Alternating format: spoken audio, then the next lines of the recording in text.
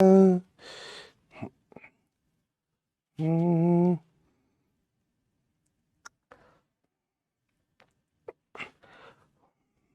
कि तेरी मौजूदगी से ये जिंदगानी पैरों में है, जीने का कोई दूजा तरीका ना मेरे दिल को मालूम है, तुझको मैं कितनी शिद्दत से चाहूं। क्या हाल है, क्या हाल है दोस्तों, कैसे आप सब? बहुत ही अच्छे होंगे, मस्त होंगे, जबरदस्त होंगे, शानदार होंगे, हमेशा की तरह शानदार हो। आप कैसे हो? बहुत ही बढ़िया। लगा लिया है चश्मा।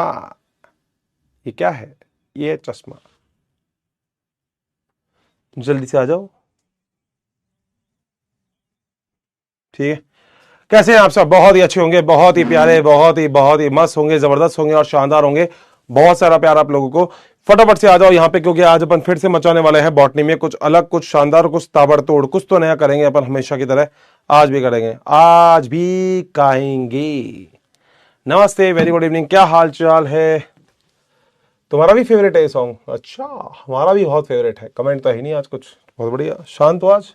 आज तुम साइलेंट नहीं हो, नहीं तो तुम वायलेंट हो जाते हो। ठीक है, आज तुम साइलेंट हो या तुम वायलेंट हो? प्लीज सर इस सॉन्ग को पूरा करो। अरे हो गया बेटा, अब पूरा कोर्स करना है। बेटा सॉन्ग पूरा नहीं, कोर्स पूरा करना है। 17वां लेक्चर चालू हो गया बेटा, 17वां। 15-16 लेक्चर दिए थे, 17 करवा दिए तो हमने। 17 हो गए। यूं मत बोलो सॉन्ग पूरा करो, यूं बोलो अर्षित सर कोर्स पूरा करो। सॉन्ग पूरा करो। वो तो कबूतर, तुम अलग लेवल वाले कबूतर हो तुम। और पता है ये प्यार ऐसे ही नहीं मिला। अर्जुना वालों का अलग प्यार है ना, तो वो प्यार अलग है, और जो अर्जुना में नहीं भी था उनका भी प्यार अलग है। तो ये प्यार अभी का ही नहीं, ये प्यार बहुत पुराना हो गया। अब ये प्यार ऐसा हो गया कि अर्जुन सर छोड़ो, सिलेबस तो आप करवाई दोगे, पहले सॉन्ग पूरा कर दो। वो अलग है बेटा, तो मजेदार है, अच्छा लगता है, तो बढ़िया है ना, वो अलग चीज है। ठीक है बेटा, डाउट की स्पेलिंग सही रख। ये DOUGHT डाउट नहीं होता, इसका मतलब पाला होता है बेटा, है ना। चलो बेटा, सारे डाउट देखते हैं। क्या है? क्या सर प्रयोग 2 में कुछ थ्योरी लिखवा देते, कुछ समझ नहीं आता नोट में। कौन सा प्रयोग 2? अरे लैक ऑपरेंट वाला कह रहा है क्या? अच्छा ऐसा। चल ठीक है भाई। सर TRNA कैसे बना? कैसे बना मतलब? TRNA कैसे बना मतलब? अच्छा अनुलेखन के द्वारा। अच्छा वैसे नहीं, अनुलेखन के द्वारा है ना, mRNA बनता है। बाकी कोई और अभिक्रिया होती होगी। सर F बराबर MA। सॉरी सर पर प्लीज, क्या F बराबर MA क्या होता है बेटा? मेरे को पता ही नहीं इसके बारे में। 11th के उम्मीद से कवर हो जाएगा किया बेटा, किया तो नहीं पता मुझे। 11th की उम्मीद से किया हो जाएगा। सिलेबस बेटा डन करेंगे, सिलेबस सॉन्ग कंप्लीट बात है, पहले सिलेबस करवाएंगे। ठीक है ना, ऐसे नहीं होता। तुम सिलेबस के लिए निश्चिंत हो ना, बस मस्त रहो, टचवुड, आराम से धीरे धीरे करवा देंगे, है ना भाई। 2 ही चैप्टर बड़े हैं, इसके बाद तो यूं हो जाएगी बॉटनी।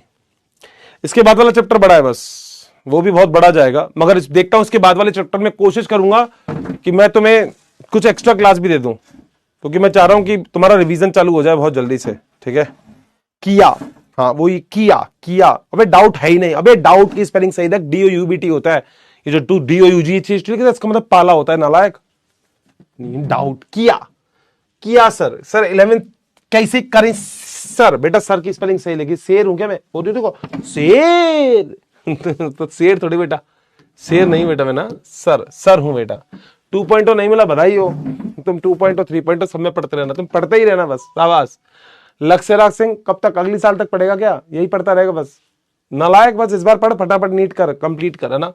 HGP समझा दो, ह्यूमन जीनोम प्रोजेक्ट, उसमें क्या है समझाने वाला? आज NCERT के साथ समझा दूंगा। ठीक है, सेल चैप्टर, सेल डिवीजन और living world, biological classification, plant kingdom, molecular. ये बहुत अच्छी लाइन। ये भाई ने कितना दिमाग से ये लाइन लिखी है। भाई ने लिखा ये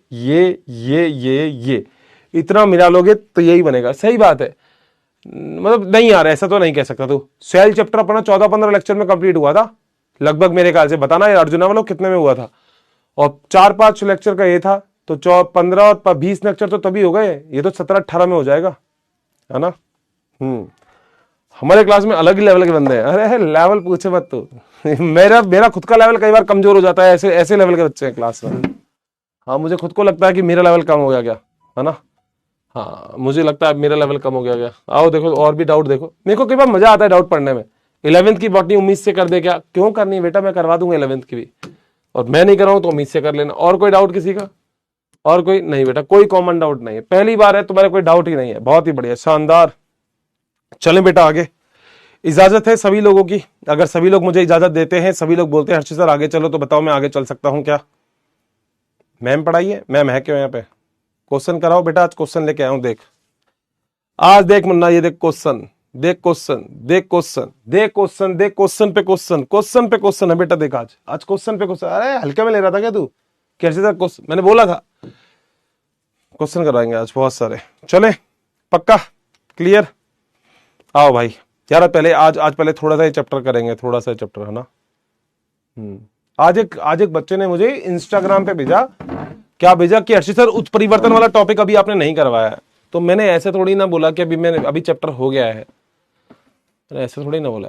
चैप्टर बोलूं जब हो गया है तब बताना, हुआ नहीं हुआ। अभी तो करवाया ही नहीं बेटा टॉपिक। तुम पहले ही भागते रहते हो मेरे से, आगे क्यों भागते हो तुम? अभी तो टॉपिक करवाया ही नहीं है ना। हाँ आज लगातार क्वेश्चन करवा दूं? अच्छा पढ़ाऊं नहीं आज? ठीक है चलूं अब पक्का। भाई ये कौन है जो, मतलब ऐसे कौन है? इग्नोर कर देते हो। किसको इग्नोर कर रहा हूं माया? किसी को इग्नोर नहीं कर रहा हूं मैं। अबे तुम्हारे सारे डाउट देखता हूं मैं। अबे डाउट देखिए, फिर डाउट देखिए, क्या है डाउट में मेरे को बता दो तो भाई, ऐसे ही बता देता डाउट देखिए। एनसीईआरटी लाइन समझा दीजिए। अबे तो समझा दूंगा भाई, अभी डाउट देखिए। अबे तो समझाऊंगा, लाइन तो पढ़ूं तब तो समझाऊंगा, क्यों टेंशन लेते हो? डाउट देखा तो भाई, अब फिर डाउट लिख रहा। अबे डाउट है ही नहीं उसमें। ये ले भाई तू ले, बहुत अच्छी चल रही है बॉटनी, बहुत बढ़िया। तो डाउट क्या देखूं, डाउट क्या है इसमें? क्या चाहते हो तुम पढ़ लो ना थोड़ा सा। चलो चैप्टर मेरे ख्याल से बहुत ही बढ़िया चल रहा होगा, बहुत ही ताबड़तोड़ चल रहा होगा, बहुत ही मस्त चल रहा होगा, बहुत ही जबरदस्त चल रहा होगा। आप लोग बहुत अच्छे से पढ़ रहे होंगे मेरे ख्याल से, ठीक है। सो आप लोगों का मेरे ख्याल से बहुत ही बढ़िया है, एडवांस लेवल की बॉटनी आपको चल रही है। Love you so much. ये मैडम मैडम मत लिखा करो बेटा, सर सर होते हैं, मैडम मैडम होती है। अब तुम सर को मैडम, मैडम को सर बोल दो। फिर अगर मान लो कभी किसी लड़के की किसी लड़की से शादी हो और तुम उसको भी लड़के का नाम भी लड़की के नाम से सेव कर रखे हो, तो फिर तो दिक्कत हो जाएगी ना बेटा, है ना। ऐसे नहीं करना है ना। लड़का लड़का है, लड़का लड़की लड़की, सॉरी लड़का लड़का है, लड़की लड़की है, तो दोनों की सेम रिस्पेक्ट है। और लड़कियों की रिस्पेक्ट उल्टा ज्यादा भी है, ठीक है। और लड़कियों की रिस्पेक्ट सच में बहुत ज्यादा है, पता है तुम्हें? लड़कियों की रिस्पेक्ट बहुत ज्यादा, मैं बहुत करता हूँ। मैं मेरी सिस्टर की बहुत रिस्पेक्ट करता हूँ, मम्मी की बहुत रिस्पेक्ट करता हूँ। लड़कियों की रिस्पेक्ट सच में बहुत ज्यादा रहती है, क्योंकि लड़कियां पैर से स्कूटी रोक लेती है, लड़के नहीं रोक पाते। ये ताकत है लड़कियों के पास। मतलब लड़कियां बहुत अलग है, बहुत बहुत स्मार्ट, सॉरी स्मार्ट तो लड़के होते हैं, लड़कियां बहुत अलग होती है, मेंटली बहुत ब्यूटीफुल होती है लड़कियां। लड़कियां क्या करती है भाई साहब? लड़कियां कुछ भी बोल सकती है। लड़कियां चलती है स्कूटी से और किसी को भेड़ देंगी तो फिर यूं कहेंगे भैया सॉरी। लड़का चलता है स्कूटी से और लड़का भेड़ देता है स्कूटी से, तो लड़के की तो लड़का फिर बोलता रहता भैया सॉरी, भैया सॉरी, भैया सॉरी, मगर दुनिया पीटती रहती है लड़के को। तो वो आप बात बहुत अलग है। इसलिए कभी ऐसा मत देखा करो हर्षित सर रहेंगे, हर्षिता मैडम रहेंगी, है ना। सही बात है ना, दोनों बराबर बराबर चलेंगे, कोई दिक्कत ही नहीं है भाई। बताइए सबका अपना अपना रौला है। लड़कियों का अलग भाई साहब, अलग ही रौला चलता है लड़कियों का, तुमने देखा नहीं?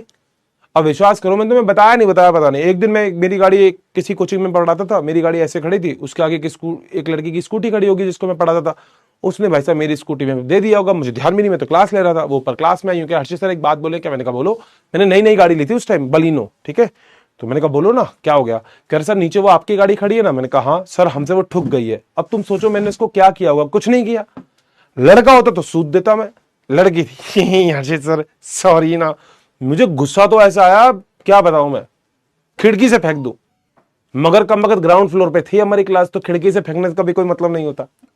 खिड़की से तब फेंकने में मजा आता जब थर्ड फोर्थ फ्लोर होती, है ना, वहीं गाड़ी के ऊपर ही। मगर वो ग्राउंड फ्लोर पे क्लास चल रही थी, तो खिड़की से भी फेंकने में फायदा नहीं था। वापस आ जाती घूम के क्लास में, सर हम आ गई, मतलब मैं आ गई, ठीक है। चलो पापा की परी बनी जाने परा बना, ये तो तुमको ज्यादा पता भाई, मैं नहीं देखता है परी परे का चक्कर नहीं। चलो सो बेटा मेरे ख्याल से सारा का सारा पॉइंट आपका क्लियर होगा। चैप्टर बहुत ताबड़तोड़ चल रहा है, कोई दिक्कत नहीं है।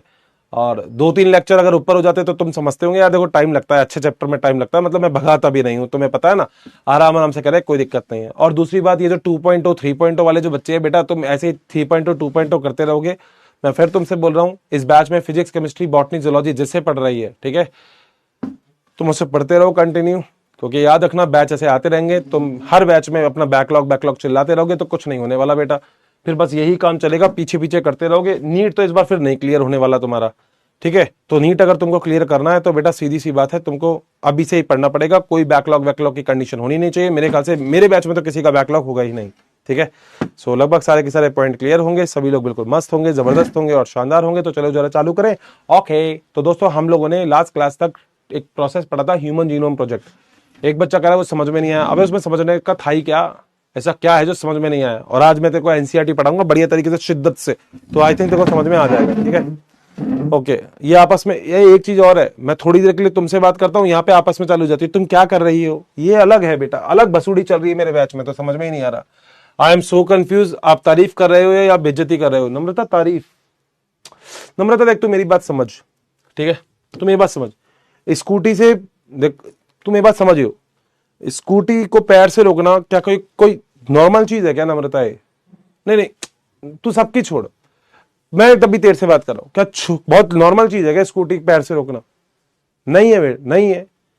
इतनी आसानी से स्कूटी पैर से कोई रोक ले? सोचो, जिसने स्कूटी बनाई उसने नहीं सोचा होगा कि स्कूटी पैर से रोकी जा सकती है, नहीं तो वो ब्रेक ही क्यों बनाता।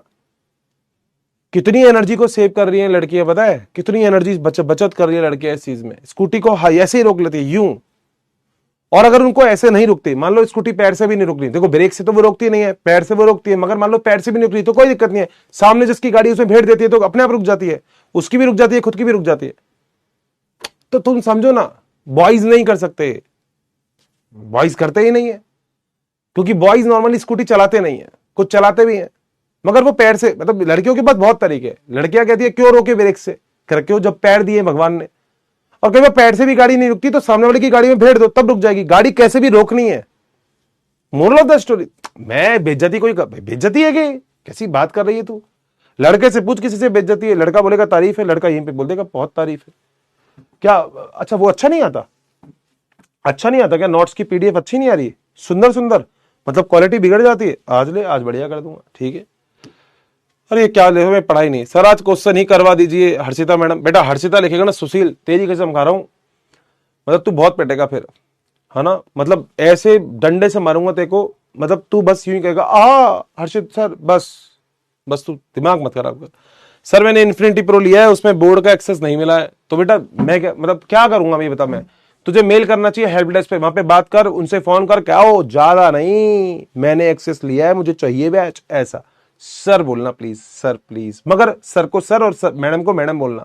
तूने सर को मैडम बोल दिया, फिर नहीं मिलेगा तुझे एक्सेस। सर बताओ ना 12th कैसे करें? पढ़ के ही करेंगे, और कैसे करेंगे?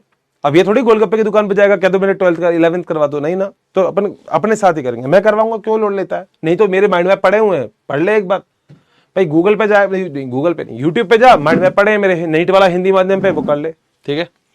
बी द फर्स्ट टाइम, मतलब क्या तुम क्या चाहते हो? देखो मेरे को तो ये नहीं समझ आता, तुम बोलते डाउट देखो, डाउट देखो, देखूं क्या? इनडायरेक्टली रोस्ट ही कर रहे हो। अबे पता नहीं रोस्ट होता क्या है, मुझे तो आज तक नहीं समझ आया रोस्ट क्या होता है। बड़ा ही कर रहा हूं मैं। सर एजीपी कितने ईयर का प्लान था? देख लेना 1990 से देख ले। सर मैंने, आ गई श्रुति भी आ गई, अभी नम्रता की खत्म नहीं हुई थी कहानी, श्रुति आ गई। लो भाई, श्रुति क्या बोलती है? सर मैं कार चला लेती हूं पर उसे पैर से नहीं रोक पाती, ब्रेक ही लगाना पड़ता है। ये भी बहुत अच्छी बात है। पता क्या श्रुति, देख तू खुद आई है अगर ये वाली बात करने, तो मैं तेरे को नाराज नहीं करूंगा। श्रुति पता है, तूने कार वालों को बताया नहीं गेट नहीं लगाने थे। अगर तू कार वालों को बोल देती ना गेट नहीं लगाने थे, तो तेरा ये जो सपना था, जो श्रुति का बहुत बड़ा सपना था कार को पैर से रोकने वाला, तो श्रुति तू ये सपना पूरा कर सकती थी। उनको दो चीजों में डाउट था। उनको पहला डाउट यह था कि श्रुति स्कूटी के बाद कार भी लेगी क्या। अब फाइनली श्रुति ने स्कूटी के बाद कार भी ले ली, श्रुति का प्रमोशन हो गया, तो श्रुति ले सकती है स्कूटी के बाद कार, कोई दिक्कत नहीं है। बट एक्चुअली श्रुति पे दो चीजों का प्रॉब्लम है। कार वालों को ये नहीं पता कि श्रुति अभी भी ये सोच रही है कि मैं स्कूटी से कार पे आ गई, मगर मुझे अभी पैर से ही रोकनी है कार भी। जय हो श्रुति, बोलो श्रुति की जय। बहुत बढ़िया, जय हो, बहुत सही जा रही है श्रुति। देख मेरे ना आंखों में, देख मेरे आंखों में पानी आ गया। तेरा सपना मैं तो पूरा नहीं कर सकता, कंपनी वालों से बात करनी पड़ेगी, मेरे हाथ में तो है नहीं है, ठीक है। क्या चाहते हैं भाई, तुम पढ़ाने दो तो पढ़ाने दो, मैं डाउट ही डाउट बताऊंगा क्या? सर मैंने एरोप्लेन को पैर से रोक लेती हूँ। लो मैं बोल रहा हूँ, देखो पता है तुम कई बार मेरे से बोलते हो कि हर्षित सर क्यों रोस्ट करते हो लड़कियों को। मैं करता नहीं हूँ, देखो आ रही है वो, मैंने की नहीं है लड़के एक भी रोस्ट। ये देखो मैं एरोप्लेन को भी पैर से रोक सकती हूँ। टैलेंट देखो तुम टैलेंट देख रहे हो, एरोप्लेन को पैर से रोक सकती हो। और सही बोल रही है, मिस्टी भी गलत नहीं है इसमें, क्योंकि मिस्टी जनरली उस एरोप्लेन पे बैठती है जो बच्चों के लिए नहीं होता, छोटा सा एरोप्लेन जमीन पे जो बच्चे चलाते हैं ऐसे, उस पे बैठ के पैर से रोक सकती है। तो मिस्टी के पास भी टैलेंट है। देखो ये आज क्या चल रही है भाई साहब। हाँ सर, डीएनए से दूसरा जीव बना सकते हैं क्या? यार देखो डीएनए से दूसरा जीव तो नहीं बन सकता दोस्त, मगर एक बात है कि डीएनए को कॉपी करके आप किसी कोशिका में डालोगे तो कहीं ना कहीं डीएनए अपने लक्षण को बदल देगा, कोशिका के लक्षण को। तो उससे हो सकता है आप कुछ नया कुछ चेंज कर सकते हो, ये जरूर हो सकता है। ठीक है सर, मैम ने एचजीपी वाला टॉपिक पढ़ाया था, उसमें 3164 करोड़ बेस पेयर लिखे हैं, न्यूक्लियोटाइड नहीं। अच्छा मैं एक बार देख लेता हूं। सर बारिश हो रही है मेरे यहां तेज से, क्या ही कर सकता हूं मैं, मतलब ये थोड़ी इतनी चलती है मेरी, बारिश कम करो, वो तो होगी बेटा। सर ये लास्ट लेक्चर है क्या, प्लीज बता दीजिए। होपफुली लैक ऑफ एरर की थ्योरी लिखा दीजिए। बिल्कुल लिखवा देते हैं। आपका मतलब गर्ल्स दिमाग से शार्प होती है, बहुत शार्प होती है। हिमांशी तू भी आ गई क्या? हिमांशी देख अब तू थोड़ी देर के लिए बैठ जा, देख मेरा ना रोस्ट करने का मन नहीं है बिल्कुल भी। लड़कियां बहुत शार्प होती है, मतलब पूछो मत लड़कियां कितनी शार्प होती है। हिमांशी तेरा ये मैसेज ही इसी चीज को बताता है कि लड़कियां शार्प होती है। मतलब तेरा ये मैसेज जो आज मैंने पढ़ा उसमें को फिर कुछ कहना ही नहीं है। हिमांशी बहुत सही जा रही तू भी, कंटिन्यू इनके पीछे तू लेगेसी कंटिन्यू करती करती रहे आराम से, बहुत बढ़िया। ठीक है आ जाओ, अब पढ़ ले तो थोड़ा सा भाई, इतनी देर हो गई। आओ देखो भाई, एक तो अभी एक बच्चे ने बोला कि Harshit sir lack of error concept की थ्योरी में एक बार आप एडिट करके या कैसे भी करके लिखवा दो, तो ठीक है मैं लैक ऑफ एरर की थ्योरी भी लिखवा दूंगा। एक लेक्चर और लग जाएगा, इससे ज्यादा कुछ नहीं होगा। और वो लेक्चर हो सकता है मैं आपको रिकॉर्डेड फॉर्म में दे दूं, जिससे मेरे को बस सबसे बड़ा ये फायदा हो जाएगा कि उस लेक्चर के बाद आपको कहीं कोई डाउट बचेगा नहीं। तो आप जो थ्योरी थ्योरी चिल्लाते रहते हो वो थ्योरी भी आपको मिल जाएगी। ठीक बात है। दूसरी बात सुन लो जरा ध्यान से। दूसरी बात दोस्तों ये है कि तुमने यही चैप्टर लगभग मेरे साथ पढ़ लिया होगा। ठीक है, आज हम डीएनए अंगुली छाप पढ़ेंगे, डीएनए फिंगरप्रिंटिंग पढ़ेंगे। तो उसके बाद जो छोटी छोटी बातें है ना डीएनए फिंगरप्रिंटिंग की, वो भी तुम्हारे दिमाग में क्लियर हो जाएंगी, वो भी तुमको डाउट नहीं रहेगा। डीएनए फिंगरप्रिंटिंग भी तुम आसानी से समझ लोगे कि आखिर जो डीएनए फिंगरप्रिंटिंग होती है वो आखिर क्या होती है। तो वो वाला पॉइंट भी आप लोगों को क्लियर हो जाएगा, डीएनए फिंगरप्रिंटिंग वाला भी। ठीक है, और ह्यूमन जीनोम प्रोजेक्ट एक बार चेक कर लेंगे, वो न्यूक्लियोटाइड की जगह बेस पेयर है, तो एक बार वो देख लेंगे, उसमें कोई बड़ी बात नहीं है। तो एक बार वो अपन अभी एनसीईआरटी पढ़ेंगे, तो एक बार अपन रॉक एंड रोल कर लेंगे। ठीक है, मगर एक टॉपिक दोस्तों बड़ा शानदार है आज वाला, जिसका नाम है डीएनए फिंगरप्रिंटिंग, यानी कि डीएनए अंगुली छाप। ये टॉपिक अगर आपने मेरे साथ कर लिया तो फिर उसके बाद आपको दिक्कत नहीं आएगी। आप खुद कह दोगे अच्छे से टॉपिक बड़ा आसान था और आपने बहुत अच्छे से पूरा भी करवा लिया। एनसीईआरटी की थ्योरी से बचाने की कोशिश है। और मान लो अब ये वाला चैप्टर तो सुलटा चुके हो, 6 से 7 क्वेश्चन आएंगे और 7 क्वेश्चन आप ताबड़तोड़ तरीके से करोगे, कहीं कोई दिक्कत नहीं है। और अब टेंशन भी मत लेना, मैंने बोला था मैं सेशन लगाऊंगा। मैं आपका सिलेबस इसलिए आराम से और इसलिए सही तरीके से करवाने की टचवुड कोशिश कर रहा हूं क्योंकि मैं चाहता हूं कि मैं आपका रिवीजन भी बहुत अच्छे से करवा पाऊं। वैसे तो मेरे ख्याल से आज 17वां लेक्चर चल रहा है, तो 17 बार तो मैंने इस पूरे चैप्टर का रिवीजन तुमको करवा दिया है, 17 बार। फिर भी किसी बच्चे का बैकलॉग होता है तो बेटा अब फिर वो बैकलॉग ही बैकलॉग खेलेगा, चाहे वो कहीं चले जाए। ठीक है, बाकी जो पढ़ने वाला है बेटा आराम से शिद्दत से बस पढ़ते रहना, कोई लोड नहीं है, चलता रहेगा सिलेबस बढ़िया तरीके से। अगला चैप्टर और ताबड़तोड़ है मेंडल वाला, जो अपन पढ़ेंगे तो तुम ये कह दोगे अर्षित सर बहुत बढ़िया, अब और मजा आ रहा है। ठीक है, आओ जरा चलते हैं, तो चला जाए दोस्तों आगे। ठीक है, तो दोस्त आज जो हम टॉपिक के बारे में बात कर रहे हैं उसका नाम है डीएनए अंगुली छाप। डीएनए अंगुली छाप, ध्यान से सुनना, फिर अपन एनसीईआरटी भी पढ़ेंगे इसकी। इसे दोस्त इंग्लिश में बोलते हैं डीएनए फिंगरप्रिंटिंग।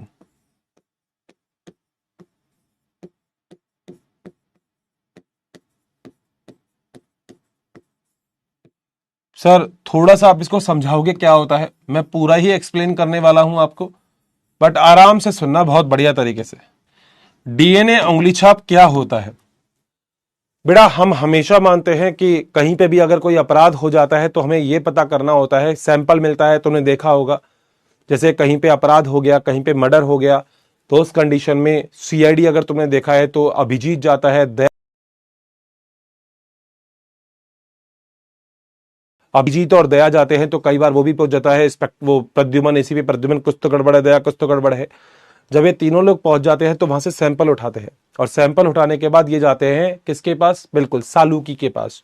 सालुकी क्योंकि बायोलॉजी बहुत अच्छे से पढ़ा था, सालुकी वैसे इतना इंटेलिजेंट नहीं था, अपना बहुत खास दोस्त है, मगर सालुकी ने ये वाली बात कही थी कि अगर आप कुछ भी चीज कर रहे हो, अगर आप कुछ भी चीज कर रहे हो तो किस तरीके से की जाती है। तो सालुकी बहुत स्मार्ट था। सालुकी का काम करने में मन तब नहीं लगा जब तारिका और आ गई वहां पे, फिर अभिजीत भी काम करने में थोड़ा सा चोरी करने लग गया, तुम्हें पता ही है। तो इसलिए हमें अंगुली छाप के बारे में थोड़ा सा ज्यादा पता होना चाहिए, तो मैं आप लोगों को भी बताऊंगा।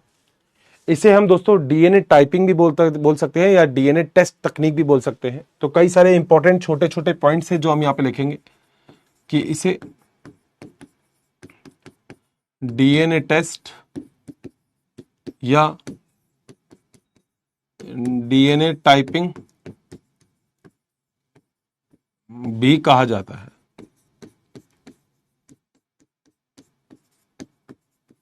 बोलो बात सही। इसकी खोज जिस वैज्ञानिक ने की थी दोस्तों, उसका नाम था एलिस जेफरी। तो जो खोज है वो की थी एलिस जेफरी ने। नीट के अंदर क्वेश्चन आ सकता है, नोबेल प्राइज मिला था भाई साहब को, और कब की थी? 1984 में। बोलो बात सही। मैं हमेशा जब ये टॉपिक पढ़ाता हूं तो इंडिया के दो साइंटिस्ट के बारे में और नाम लेता हूं, डॉक्टर लालजी और डॉक्टर कश्यप। इन्होंने भी डीएनए फिंगरप्रिंटिंग के ऊपर काम किया। तो दो साइंटिस्ट और कौन कौन से हैं? डॉक्टर कश्यप व डॉक्टर लालजी ने भी इस तकनीक पर कई शोध किए, कई कार्य किए, बहुत ही प्यारे प्यारे। बोलो बात सही। मतलब डीएनए फिंगरप्रिंटिंग या डीएनए अंगुली छाप एक ऐसी तकनीक होती है जिस तकनीक के द्वारा आप डीएनए को पहचान सकते हो, बहुत ही इंपॉर्टेंट होता है। बोलो बात सही। क्योंकि आप लोग अभी ह्यूमन जीनोम प्रोजेक्ट पढ़ चुके हो, एचजीपी पढ़ चुके हो, ह्यूमन जीनोम परियोजना पढ़ चुके हो, तो हम लोग कुछ चीजें जानते हैं। क्या जानते हैं वो जरा देख लेना। आप लोग ये जानते हो एचजीपी के अनुसार, एचजीपी के अनुसार क्या क्या चीज जानते हो, जरा उस चीज के बारे में बात कर लेते हैं। द्विगुणित जो कोशिका होती है, द्विगुणित का मतलब 2n, 2n जो कोशिका होती है, और एक अगुणित कोशिका होती है। हाँ सर बिल्कुल सही है। तो दो प्रकार की कोशिका आपने बचपन से पढ़ी थी, एक पढ़ी थी आपने द्विगुणित कोशिका। हाँ सर बिल्कुल सही है। एक आपने पढ़ी थी अगुणित कोशिका। सर बिल्कुल सही बात है। ठीक है, द्विगुणित और अगुणित कोशिका में आपने ये वाली चीज बहुत अच्छे से पढ़ रखी है कि यहां पर 6.6 इंटू 10 की घात 9 बेस पेयर होते हैं, जबकि अगुणित जो कोशिका होती है उसके अंदर अगर अप्रोक्सीमेटली बात करो तो 3.3 इंटू 10 की घात 9 बेस पेयर होते हैं। सभी लोगों को इसके बारे में पता होगा कि द्विगुणित और अगुणित क्या होता है। जिसके अंदर गुणसूत्रों की संख्या आधी होती है वो अगुणित, जैसे तुम्हारे शुक्राणु और अंडाणु। तुम्हारे स्किन की कोशिका द्विगुणित होती है, बस इतनी सी बात आपको याद रखनी है। जैसे द्विगुणित की बात करोगे तो क्या होती है, जैसे तुम्हारे स्किन यानी कि त्वचा की कोशिका, ये सब कुछ। अगुणित की बात करोगे तो क्या होगा, जैसे शुक्राणु की बात करते हो, अंडाणु की बात करते हो, ये सारे अगुणित होते हैं। शुक्राणु की बात करो या आप बात करो अंडाणु की, ये सारे अगुणित होते हैं। बताओ क्या पॉइंट क्लियर है? एग सेल, स्पर्म सेल, ये सब आपने पढ़ा है। ठीक है दोस्तों, बायोलॉजी जब पढ़ते हैं तो ह्यूमन जीनोम प्रोजेक्ट में एक पॉइंट और था कि जो भी आपका 100% डीएनए है, इसमें केवल 2% डीएनए होता है जो प्रोटीन बनाने के लिए आवश्यक होता है। ठीक बात है सर। तो एक पॉइंट और अपन यहां पे मेंशन कर सकते हैं, क्या कि केवल 2% डीएनए का ही प्रोटीन बनाने में उपयोग होता है, प्रोटीन बनाने में उपयोग होता है। बोलो डन है बात? ठीक है, आप ये भी अच्छे से पढ़ चुके हो, मतलब सब कुछ जो भी आपने एचजीपी में पढ़ा उसकी बात कर रहा हूं। आप पढ़ चुके हो 99.9% जो डीएनए होगा वो हम लोगों का एक जैसा होगा, समान डीएनए होगा। और मैंने बोला था तुम्हारे और मेरे अंदर 0.1% जो डीएनए होगा वो केवल अलग होगा। अलग हो। ये सब चीजें हम पढ़ चुके हैं, क्योंकि तुम लोग अगर देखा जाए तो तुम लोगों को, मेरे को, हर किसी को केवल वही जरूरत होती है कि कितना % डीएनए आपके काम का है। तो आपके काम का केवल और केवल जो आप सब और मेरे अंदर समान होगा वो ये है। अब समझना बेटा, मतलब बायोलॉजी ऐसी नहीं है जो रटी जाए, बायोलॉजी ऐसी है जो समझी जाए, और जो मैं बोल रहा हूं ना उसको समझना। आप खुद ही मुझे एक बार बताओ कि मेरे पास 99.9% डीएनए जो है वो सबका समान है।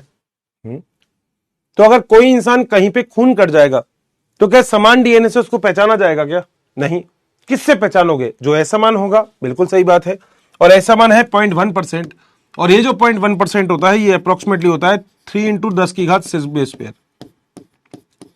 यानी कि तुम्हारे पास इतने बेस पेयर होते हैं जो तुम्हारे काम के हैं, जिसकी वजह से तुम डीएनए अंगुली छाप यानी डीएनए फिंगरप्रिंटिंग जो तकनीक होती है वो तुम कर सकते हो। सर बिल्कुल सही बात है, 100%, कोई भी दिक्कत यहां तक नहीं। अब सुनो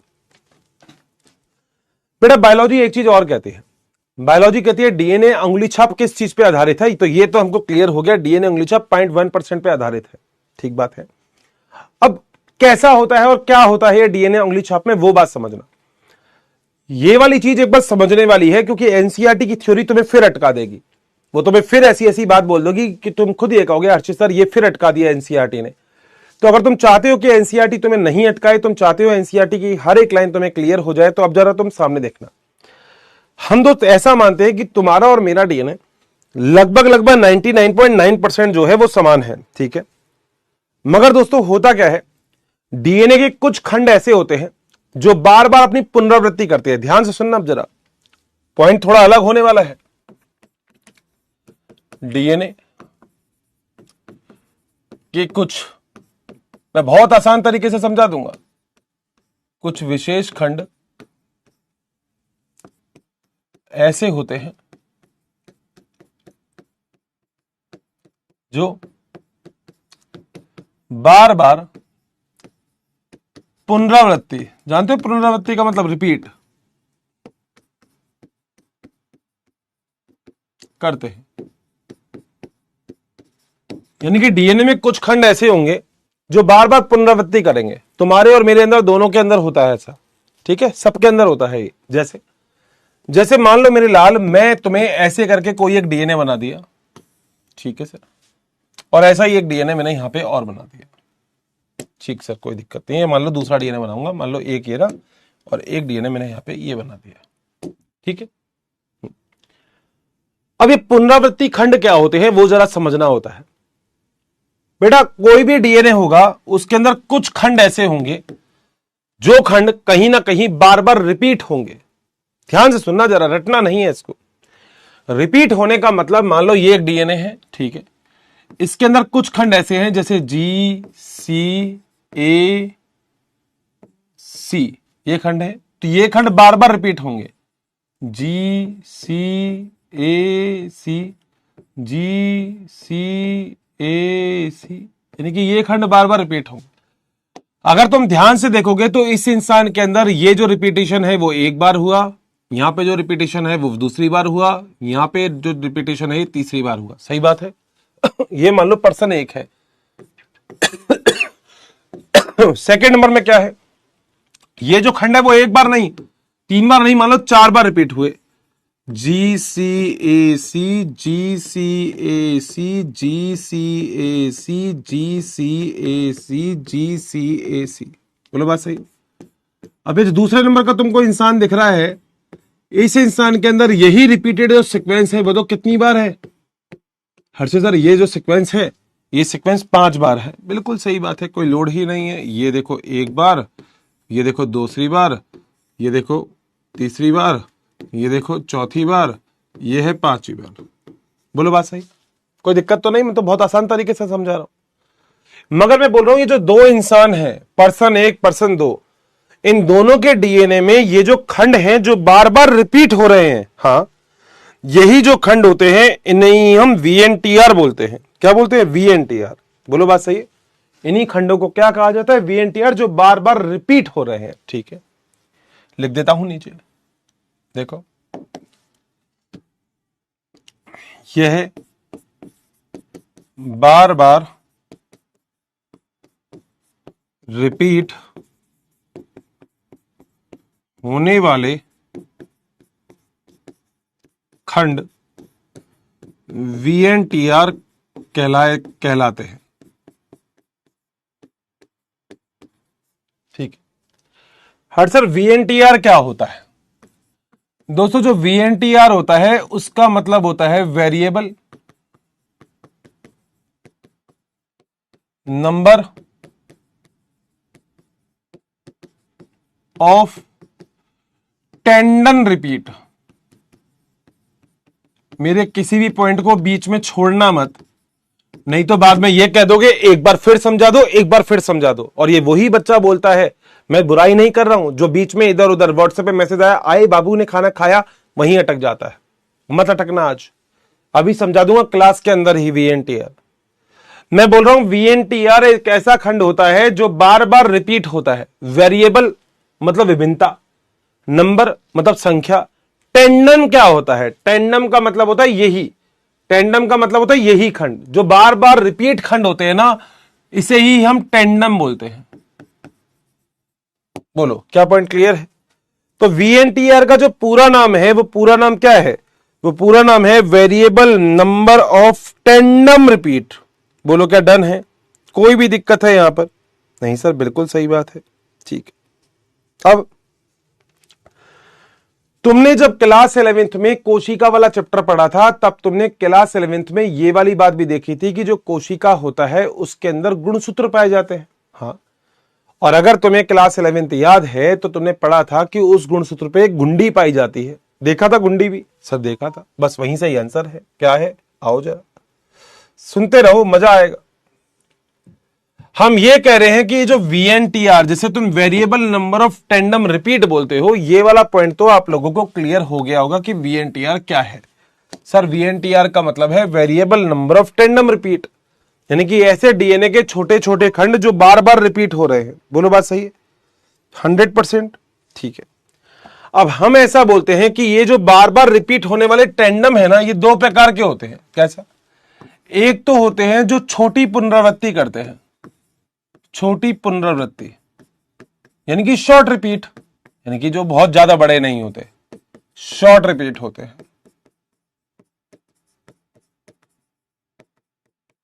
और एक होते हैं जो बहुत बड़ी बड़ी पुनरावृत्ति करते हैं, यानी कि होते हैं लॉन्ग रिपीट, बड़ी पुनरावृत्ति करते हैं, यानी कि हम बोलते हैं लॉन्ग रिपीट।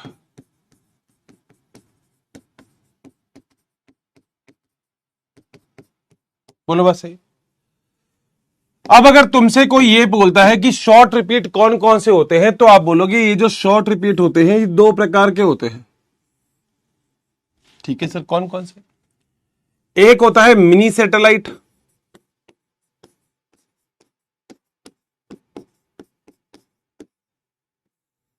और एक होता है माइक्रो सैटेलाइट।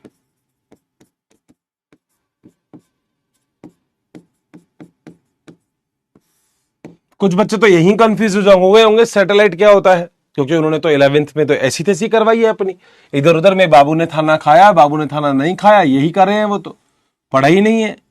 तो जो जिन्होंने नहीं पढ़ा है उनके लिए डायग्राम है, जिन्होंने पढ़ लिया उनको कोई दिक्कत नहीं है। अगर ये गुणसूत्र तुमने देखा था NCERT में तो इतना बड़ा है नहीं।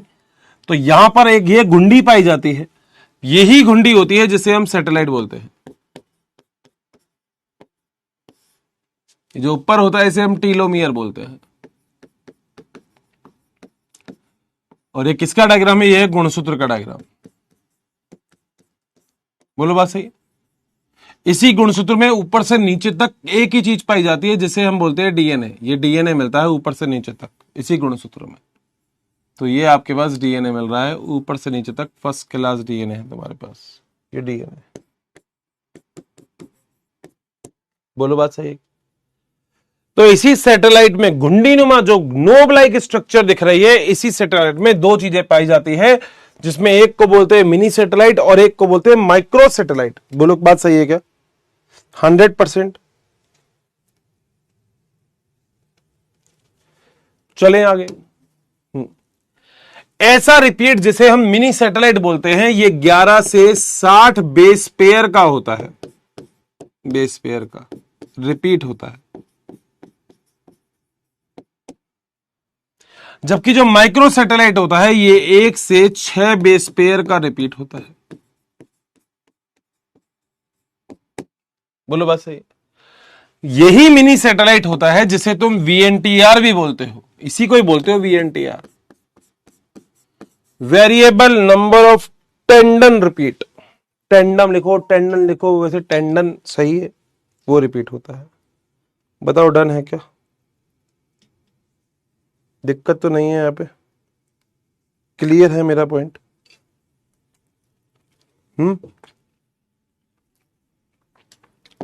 यहां तक कोई डाउट तो नहीं आ गया? ऐसी चीज तो नहीं लिखी जो मैंने दिक्कत बता दी हो?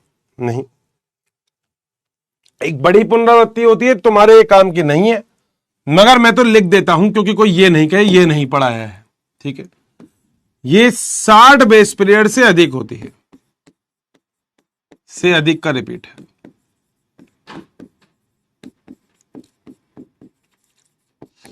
भाई 1 से 6 है तो ये है, 11 से 60 है तो ये है, और उससे भी ज्यादा है तो ये है, मगर तुम्हारे काम का कुछ नहीं है, तुम्हारे काम का है ये एक चीज है जो तुम्हारे काम की है, जैसे हम वीएनटीआर बोलते हैं। मेरी क्लास में कोई बच्चा मुझसे वीएनटीआर का नहीं पूछेगा कि वीएनटीआर क्या होता है, मैंने बता दिया। डीएनए के अंदर, आपके डीएनए के अंदर कुछ ऐसे छोटे छोटे खंड होते हैं, लिखा हुआ है सब कुछ, जो बार बार अपनी पुनरावृत्ति करते हैं। इन्हीं छोटे छोटे खंडों को हम लोग वीएनटीआर कहते हैं। बोलो क्या डन है क्या? दिक्कत तो नहीं है वीएनटीआर? पक्का? कोई भी दिक्कत नहीं सर, समझ में आ गया। ठीक है, तो वीएनटीआर ऐसे खंड होते हैं जो विभिन्नता दर्शाते हैं, जो अलग अलग होते हैं। बिल्कुल बात सही है। तो वीएनटीआर खंड विभिन्नता दिखाते हैं। बिल्कुल सर बात सही है, क्योंकि किसी के अंदर वीएनटीआर मान लो रिपीट 3 बार है, किसी में 6 बार है, किसी में 9 बार है, किसी में 15 बार है, किसी में 20 बार है, तो सबका वीएनटीआर अलग अलग होता है। बोलो बात सही है? कोई भी दिक्कत नहीं। हम ऐसा भी कह सकते हैं कि जो वीएनटीआर होता है उसका जो साइज होता है वो लगभग 0.1 बेस पेयर से और लगभग 20 बेस पेयर तक का होता है। साइज की बात कर रहा हूं, इतना बेस पेयर वीएनटीआर का आपको नॉर्मली देखने को मिलता है। डन है? कोई दिक्कत तो नहीं है?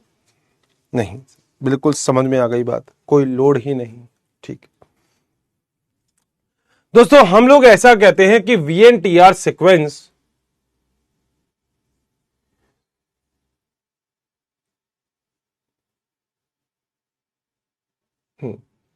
ऐसे सीक्वेंस होते हैं जो कि पैलिंड्रोमिक सीक्वेंस होते हैं। ठीक, तो एक वर्ड आता है जिसे हम बोलते हैं पैलिंड्रोमिक। पैलिंड्रोमिक खंड क्या होते हैं? बहुत आसान तरीके से समझाऊंगा, इससे आसान तो होगा ही नहीं, कहीं ढूंढोगे भी तो। डीएनए का ऐसा खंड जिसमें न्यूक्लियोटाइड को आगे और पीछे से पढ़ोगे तो वो एक जैसे पढ़े जाए। अच्छा सर क्या बोल रहे हो? लिख देता हूं, डीएनए में उपस्थित न्यूक्लियोटाइड दोनों ओर से एक जैसे पढ़े जाए।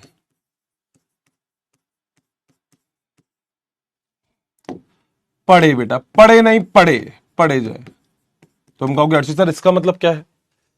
एक तुमने वर्ड सुना होगा जिसे हम बोलते हैं मलयालम, MALAYALAM। आप कहोगे अर्षित सर इसमें क्या खास बात है? तुम ऐसे पढ़ो तो भी मलयालम है, ऐसे पढ़ो तो भी मलयालम है। MALAYALAM मलयालम। तुमने एक और वर्ड पढ़ा होगा जिसका नाम है मान लो नमन। है नमन मेरी क्लास में? नमन को भी नहीं पता होगा, वो पैलिंड्रोमिक सीक्वेंस रखता है। यूं पढ़ोगे तो भी नमन है, यूं पढ़ोगे तो भी नमन है। तो डीएनए में ऐसा खंड जो आगे और पीछे से पढ़ोगे तो एक जैसा पढ़ा जाए। जैसे मान लो मैं यहां पे लिखता हूं 5 डैश और लिखता हूं GAATTC, तो यहां पे होगा 3 डैश। ठीक है, दूसरा खंड बनाऊंगा 5 डैश, तो GAATTC 3 डैश। एक ऐसा खंड जो आप किसी भी तरफ से पढ़ो बेटा एक जैसा ही पढ़ा जाए, यहां से भी यही है, यहां से भी यही है, ऐसे खंडों को पैलिंड्रोमिक खंड कहते हैं। बताओ कोई दिक्कत है क्या? VNTR पैलिंड्रोमिक खंड ही होते हैं, यूं पढ़ो चाहे यूं पढ़ो पैलिंड्रोमिक होते हैं। तो लिख देता हूं VNTR पैलिंड्रोमिक खंड होते हैं। कहीं से भी पढ़ लो, आगे पीछे से एक जैसे पढ़े जाएंगे वो। जैसे मलयालम है, ऐसे पढ़ो ऐसे पढ़ो एक जैसे पढ़े जाएंगे। तो यही VNTR है। बोलो बात सही है? कोई दिक्कत नहीं? ठीक है। तो अब ये कहोगे हर्षित सर मगर हमें एक बात का जवाब दो। मैंने कहा क्या? सर क्या VNTR जो खंड आपने बताए क्या ये एक दो इंसान के एक हो सकते हैं? बताता हूं। VNTR कब एक जैसे हो सकते हैं? या तो मोनोजाइगोटिक ट्विंस हो। कई बार कुछ लोग होते हैं जो एक ही जाइगोट, एक ही युग्मनज से बन रहे हैं दो बंदे, तो VNTR सेम होगा, फिर ये खून करके जाएगा, नंबर उसका भी लग सकता है। तो VNTR केवल उस स्थिति में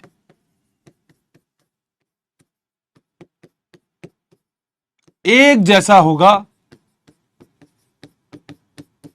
जब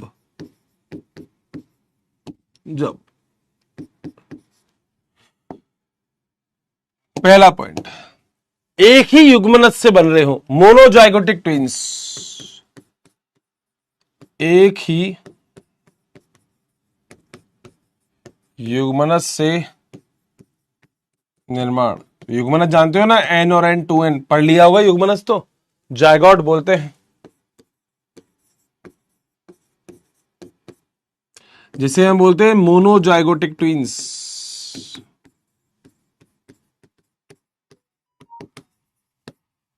ठीक। या फिर दूसरा, एक ही इंसान के दो सैंपल ले लिए, तुम्हारा एक सैंपल यहां से उठा लिया, एक सैंपल यहां से उठा लिया, दोनों का VNTR सेम है। हर्षित मगर हमारा दोनों VNTR क्यों सेम है? क्योंकि तुम्हारा निर्माण एक युग्मनज से ही तो हुआ है। तुम्हारे शरीर में जितनी भी कोशिकाएं हैं क्या वो अलग अलग कोशिकाओं से बनी है? नहीं, एक ही कोशिका विभाजन करती रही। तो तुम्हारे शरीर में चाहे इस कोशिका का DNA निकालो चाहे इसका निकालो, एक जैसा ही DNA आएगा, कोई दिक्कत ही नहीं है। अरे सर ये वाली बात क्लियर है। तो एक ही व्यक्ति के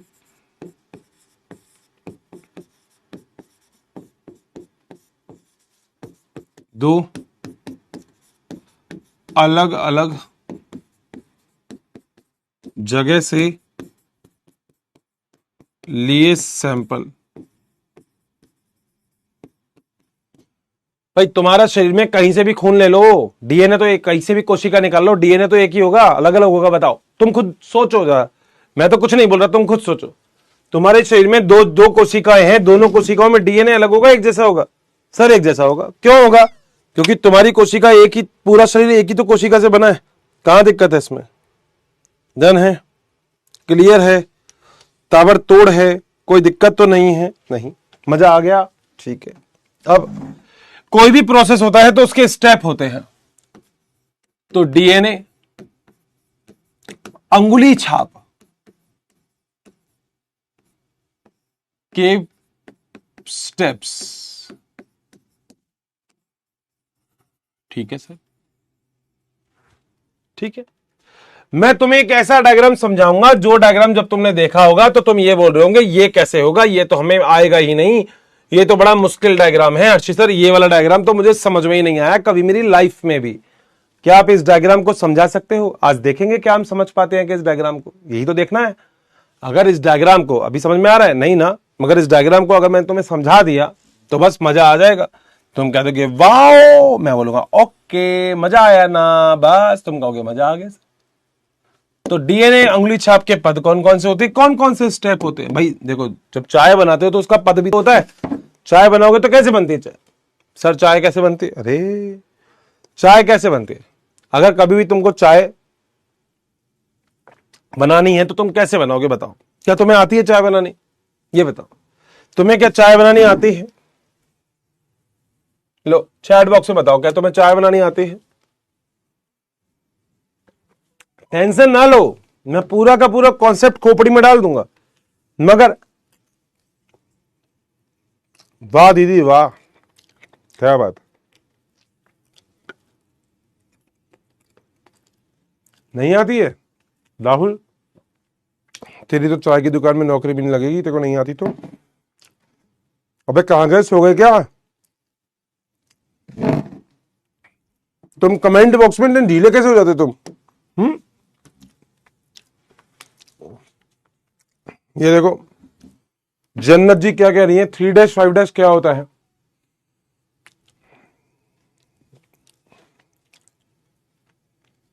जन्नत आज 17वां लेक्चर चल रहा है। जब मैंने पहला और दूसरा लेक्चर पढ़ाया था ना ये, तब डीएनए में 3 to 5 5 to 3 बताया था। ये शर्करा की जैसे होती है, क्योंकि शर्करा उल्टी लगी होती है दोनों तरफ। अब उल्टी का मतलब वोमिटिंग नहीं है, उल्टी का मतलब है एक ऐसे जा रही है तो एक ऐसे जा रही है। तो जन्नत मेरे ख्याल से तूने लेक्चर देखे ही नहीं है, तू आज बस ऐसे घूमने आ गई कि चलो हर्षित सर की क्लास में घूमने चलती हूं। बहुत सुना है सर, न्यूरोमिक है, सेल होती है, उसमें डीएनए होता है, न्यूरॉन दिमाग में ब्रेन में से निकल गया पूरी बॉडी में जाता है, वहां कैसे? बेटा इतना न्यूरॉन कब, देख मेरी बात सुन, इतनी सी बात समझ, हर जगह से डीएनए आइसोलेट नहीं होता। डीएनए वहीं से आइसोलेट होता है जहां पे केंद्रक के अंदर डीएनए पाया जाए, इतनी सी बात। डीएनए का ये है, तो एमआरएनए प्रतिलिपि बनाते समय क्या होगा? बना ले बेटा, तूने वैसे खंड नहीं दिया, मगर यहां 5 to 3 है, उसके अकॉर्डिंग डिपेंडेंसी होती है। बट फिर भी तूने ऐसे लिखा है, तो सी के आगे क्या आ जाएगा? जी, टी के आगे ए, फिर आएगा सी, फिर आएगा यू, फिर आएगा ए, फिर आएगा हाँ यू, फिर आएगा सी, फिर आएगा जी। हो गया आंसर। सर हम तो बहुकोशी के हैं ना। वाह नगेंद्र, बधाई हो, आप बहुकोशी के हैं। अबे हम है ना, क्या होता है तू? सर मैं तो मेंटोर 350 चलाता हूं। तो मतलब फिर क्या, उसके बाद क्या करना है? कुछ करना था क्या इसके बाद? देखो एक पूरा का पूरा चाय बनाने की रेसिपी दे रहा है। सर जी ऐसे तो बहन भी एक ही जायगोट से बनते हैं, तो उसमें भी वीएनटीआर। बहन एक जायगोट से क्यों बनेगी बेटा? हमेशा जुड़वा होते हैं क्या एक ही जायगोट से, नालायक? अबे तूने जनन वाला चैप्टर तुमने पढ़ाया नहीं पढ़ा? एक जायगोट से ही बनती है क्या 2 महीने बनेगी तो? अब छोड़ो बेटा, कुछ नहीं बोल रहा, विवाद हो जाएगा नहीं तो। लेकिन लास्ट वाला पढ़ाने में अगल है सर। लास्ट वाला क्या? लास्ट वाला डीएनए में रिपीटेड न्यूक्लियोटाइड दोनों ओर से एक जैसे पाए जाएंगे तो पैलिंड्रोमिक खंड कहते हैं। बिल्कुल सही बात है, सही समझा था सर। नैन भी मेरे लास्ट नेम का। हाँ ठीक है भाई, ठीक है नम्रता, ओके। कनक भी है, अरे ठीक है भाई, मैं बायोलॉजी पढ़ा रहा हूं, ये थोड़ी बता रहा हूं कि कनक होगा, नमन होगा, नैन होगा। भाई ठीक है, तुमको आता है, आई लाइक इट, बहुत इंटेलिजेंट हो तुम। मैं भी सीआईडी देखता हूं, बधाई हो सलीम साहब, जय हो। बीपी की फुल फॉर्म क्या है? बेस पेयर होती है वैसे तो, लिख दो। अच्छा बीपी ले बेटा, बीपी का मतलब होता है बेस पेयर। बेटा तू सच बताना, तूने शुरू से ये चैप्टर नहीं पढ़ा ना? तू आज ऐसा ही आया ना बस ऊपर से, उड़ता उड़ता पंजाब। सही है बेटा। 20 किलो बेस पेयर क्या है? इतना बेस पेयर का मतलब होता है इतने खंड पाए जाते हैं न्यूक्लियोटाइड के, उसे हम बेस पेयर बोलते हैं, दोनों श्रृंखला को मिला के। सर इन्होंने ग्वानिन साइटोसिन बोलते हैं, इसमें थाइमिन नहीं है यहां सर। मैंने लगाया नहीं, तू चाहे तो लगा सकता है भाई, मैंने नहीं लगाया, तू लगा दियो, कोई दिक्कत नहीं है। लेकिन इसमें सैटेलाइट में ज्यादा बेस पेयर माइक्रो में है, तो फिलिप क्यों हम माइक्रो अच्छा होता? नहीं बेटा, हम उसको ही उसमें लेते हैं जिसको संभालना आसान हो, जिसके अंदर रिपीटेड खंड आसान होता है। सर डीएनए फिंगरप्रिंटिंग और जो हैंड के फिंगरप्रिंटिंग बेटा सुन सुन, एक तो ज्यादा साउथ की पिक्चर मत देखा कर। जब तू ऐसे करके इस पे, जैसे मान ले कप है, कहाँ गया ये रहा कप है ना, इस कप को मैंने ऐसे पकड़ा, तो मेरे हाथ की जो सेबेशियस ग्लैंड है उसकी वजह से यहाँ पे फिंगरप्रिंट आ जाएंगे, इसे केवल फिंगरप्रिंट कहेंगे। मगर ये इतना अच्छा नहीं होता फिंगरप्रिंट, इसलिए दोस्त हम लोग डीएनए फिंगरप्रिंटिंग यूज में ले रहे हैं, ठीक है। क्योंकि ये तो हो सकता है किसी का मैच भी कर जाए फिंगरप्रिंट, डीएनए फिंगरप्रिंटिंग नहीं करेगा, ठीक है बेटा। सैटेलाइट और सेंट्रोमियर अलग है, बिल्कुल सर, सेंट्रोमियर अलग है। ये सेंट्रोमियर होता है जो बीच में गोला बनाया है, ये होता है सेंट्रोमियर, ठीक है। सैटेलाइट अलग होता है। वीएनटीआर को हिंदी में देख लेंगे, वैसे तो variable number of tandem repeat ही है, मेरे को तो अभी यही याद है। बड़ी प्रतियों को टाइप नहीं होता है, यहां सिंगल है।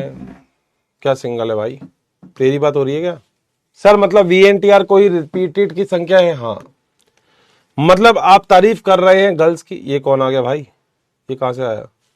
अच्छा, ये तो पुराने आ गए। पर्सनल क्यों जाते हो भाई? नहीं जा रहा स्नेहा पर्सनल। सर आप टीस का मीनिंग क्या है? एएसई टीएसई का मीनिंग मैंने क्या लिखा है? पता नहीं, मेरे को पता ही नहीं कहां लिखा है, कहीं लिखा है क्या मैंने? वीएनटीआर को कैसे भी लेटर में लिख लो, कैपिटल और स्मॉल का कोई फर्क नहीं पड़ रहा है, ठीक है। अब सुनो मेरे लाल, देखो ये बात तो कंफर्म है कि मैं तुम्हारे अच्छे कार्य का बहुत बड़ा प्रशंसक हूं, क्योंकि तुम सच में बहुत अच्छा काम कर रहे हो, ठीक है। मगर क्या है कि तुम कुछ भी बोल देते हो। तुम्हें सबसे बड़ी चीज का क्या पंगा है कि तुम्हें आसान शब्दों में समझाऊं ना अगर, तो तुम समझना नहीं चाहते। तुम ये बोलना चाहते हो कि हर्षित सर इसको और कठिन कर दो। मैं तो कैसे करूं? आसान तो कर सकता हूं, कठिन कैसे करूं? आसान आसान देखते हैं कितना कर पाते हैं आप। देखो, डीएनए उंगली छाप का स्टेप नंबर फर्स्ट, सबसे पहले डीएनए सैंपल इकट्ठा करना। कभी भी कहीं भी अपराध हो जाएगा तो तुम क्या करोगे? डीएनए सैंपल को एकत्रित करो। सालुकी वालुकी नहीं जाते ना, पहले दया अभिजीत जाते हैं, फ्रेडी भी जाता है। करें, मतलब जिस भी जगह पे आपको लगता है कि यहां पे अपराध हो गया है, इन सारी उस जगह पे जाके आप डीएनए के खंड को लेके आओ, ठीक बात है। तो लिख देता हूं, अपराध स्थल से डीएनए के प्रूफ, यानी कि प्रूफ को इंग्लिश में हिंदी में क्या बोलते हैं? साक्ष्य। साक्ष्य एकत्र करना। कहां से एकत्र कर सकते हो बताता हूं। जैसे तुम शुक्राणु है तो एकत्र कर सकते हो, शुक्राणु स्पर्म सेल है अगर तो, ठीक है, स्पर्म सेल से ले सकते हो। अंडाणु है वहां से ले सकते हो डीएनए, अंडाणु को एग सेल बोलते हैं, ठीक है। तुम त्वचा से ले सकते हो, तुम बाल से ले सकते हो, तुम रक्त से ले सकते हो, कहीं से भी डीएनए दे सकते हो, कोई दिक्कत वाली बात नहीं। तुमने भी देखा होगा, जब तुमने कभी भी वो देखी है सीआईडी, तो तुमने देखा होगा सीआईडी वाले क्या करते हैं। देखा है कभी सीआईडी? सबसे पहले जाते हैं वो अपराध शाखा पे, और अपराध शाखा पे जाने के बाद वो ये कहते हैं कि चलो भाई सैंपल उठाओ। सैंपल कैसे उठाते तुमको पता होगा। सैंपल उठाने के लिए वो एक पन्नी वन्नी कुछ भी लेके जाते हैं, वहां से जो भी सैंपल मिलता है वो उठा लाते हैं। भाई तुमने देखा होगा जैसे रेप वगैरह हो जाता है तो भी क्या होता है कि जो लड़की है या जो भी है जिस जगह पे हुआ है, वहां से जो सीआईडी वाले होते हैं, पुलिस वाले होते हैं, वो सैंपल उठाते हैं, वो सीमन उठाते हैं। वो कहते हैं अच्छा, या फिर मान लो जैसे छीना छपटी हो जाती है कई बार, तो नाखून के अंदर कुछ स्किन का सैंपल तो नहीं आ गया, हो जाता है ना भाई। किसी भी अपराध में छीना छपटी अगर होगी तो सैंपल आ जाएगा हाथ में, और अगर सैंपल हाथ में आ गया तो उसके अंदर सामने वाले के स्किन का सैंपल भी आ सकता है। हो सकता है लड़ाई वड़ाई हुई हो, कुछ भी हुआ हो, बाहर का सैंपल गिर गया हो, ठीक है। रेप हुआ तो शुक्राणु मिलने के चांसेस पूरे बन सकते हैं। तो इन सभी चीजों से आप डीएनए को प्राप्त कर लेते हो, आपको डीएनए मिल जाना चाहिए। ओवरऑल बात बस ये है। बताओ क्या पॉइंट क्लियर है क्या? तो सबसे पहले तो सैंपल ले लोगे, डीएनए सैंपल, बोलो बात सही, ठीक है। सेकंड, जो भी आपने सैंपल लिया उससे अब आपको डीएनए प्राप्त करना है, तो बी पॉइंट क्या है, सैंपल से, या इस पहले वाले को तो लिख दो, केवल सैंपल एकत्र करो, अपराध स्थल से सैंपल, ये तो सही है, ये कर देता हूं, केवल सैंपल एकत्र करो, पहला तो ये हो गया। दूसरा, सैंपल से डीएनए एकत्र करना, डीएनए प्राप्त करना। अब मान लो जहां पे भी अपराध हुआ वहां पे तुमको छोटा सा बाल का टुकड़ा मिल गया, स्किन मिल गई, तो अब उस स्किन वाली जो कोशिका होगी, उस कोशिका के अंदर जो डीएनए होगा उसको प्राप्त करना है। बहुत सारी एंजाइम वाली अभिक्रिया होगी, कोशिका की झिल्ली को तोड़ेंगे, केंद्रक की झिल्ली को तोड़ेंगे तो अंदर डीएनए पड़ा होगा। सर बहुत ही बढ़िया। तो सेकंड पॉइंट क्या है, तुम्हें पता होना चाहिए कि सैंपल को विभिन्न तकनीकों एवं एंजाइम अभिक्रिया के द्वारा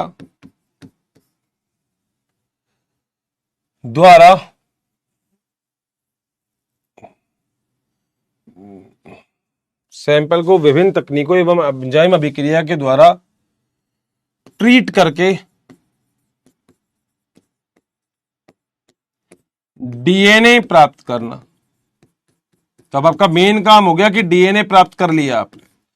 ये आपके पास मान लो अगर सैंपल था, सैंपल के अंदर ये केंद्रक था, केंद्रक के अंदर ये डीएनए था, तो आपने क्या काम किया, आपने इसको भी तोड़ा, आपने इसको भी तोड़ा, सबको ब्रेक किया और इससे क्या निकाल लिया, आपने इससे केवल और केवल डीएनए प्राप्त कर लिया, क्योंकि आपके काम का यही था। तो आप सब चीज को तोड़ दोगे, आप कोशिका झिल्ली को तोड़ दोगे, आप केंद्रक झिल्ली को तोड़ दोगे और डीएनए को प्राप्त कर लोगे। बोलो क्या पॉइंट क्लियर है? दूसरा भी ठीक है। आओ थर्ड पॉइंट पे।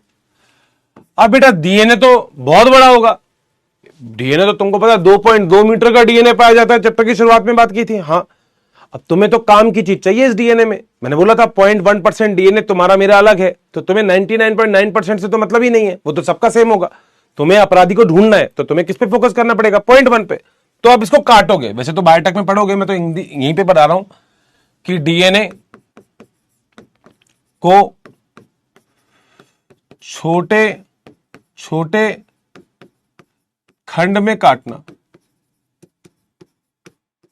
तुम जूलॉजी में पढ़ोगे, तुम जब बायोटेक्नोलॉजी पढ़ोगे तो तुम्हारे सर मैडम जो भी तुम्हें पढ़ाता है वो तुमको यही बोलेगा कि डीएनए को छोटे छोटे खंडों पे काटा जाता है, जिसे हम आणविक कैंचिया, मॉलिक्यूलर सीजर बोलते हैं। जैसे तुम किसी भी पेज को कैंची से काटते हो ना, अब डीएनए को कैंची से थोड़ी काटोगे, डीएनए को किससे काटोगे, एंजाइम से। हाँ, यही तो बात है। तो अब क्या होगा, डीएनए को एंजाइम से काटोगे। ठीक है सर, तो लिख देता हूं, डीएनए को अनेक विशिष्ट आणविक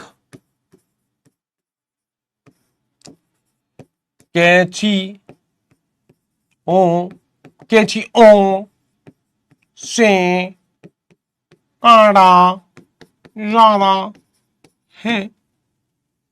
तुम पढ़ोगे तो मतलब मैं तो यहां पे नाम लिख रहा हूं, तुम पढ़ोगे। और आणविक कैंचिया कौन सी होती है, एंडोन्यूक्लियस, उसे हम बोलते हैं प्रतिबंधन एंडोन्यूक्लियस। जूलॉजी में पढ़ोगे, मैं तो ऐसे ही तुमको बता देता हूं कि तुम ये नहीं कहो अर्चित सर ऊपर ऊपर से ले गए। इसे बोलते हैं प्रतिबंधन एंडोन्यूक्लियस। मेरे से पढ़ लोगे तो बस ये है कि जब तुमको वहां पढ़ोगे तो तुमको कोई ये नहीं बोलेगा कि तुमको ये नहीं आता क्या, तुम बोलोगे हमें सब आता है। इसे हम इंग्लिश में बोलते हैं रेस्ट्रिक्शन एंडोन्यूक्लियस।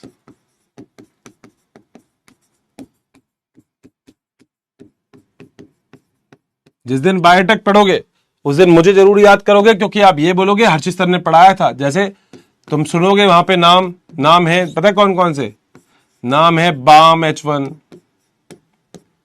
बामन भी बोल सकते हैं, झंडू बाम, पीड़ाहारी बाम, सुना है, वही बाम। ठीक है, हिंद थर्ड,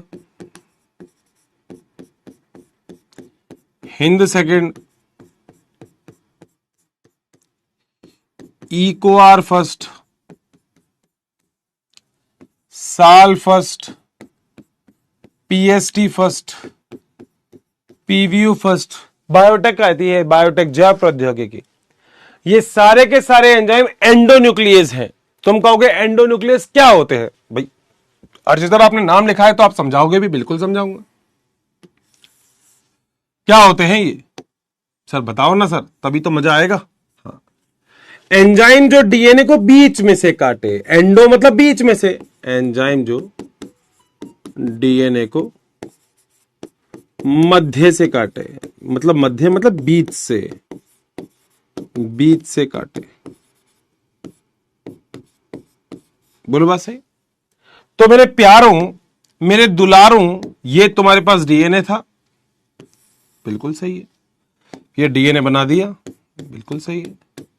अब इस डीएनए के छोटे छोटे खंड तुम्हें प्राप्त करने हैं, तो तुम कौन सा एंजाइम यूज में लोगे? रेस्ट्रिक्शन एंजाइम, रेस्ट्रिक्शन एंजाइम, ये लिख दिया आरई। तो क्या होगा सर? हमें सब पता है, बताओ फिर।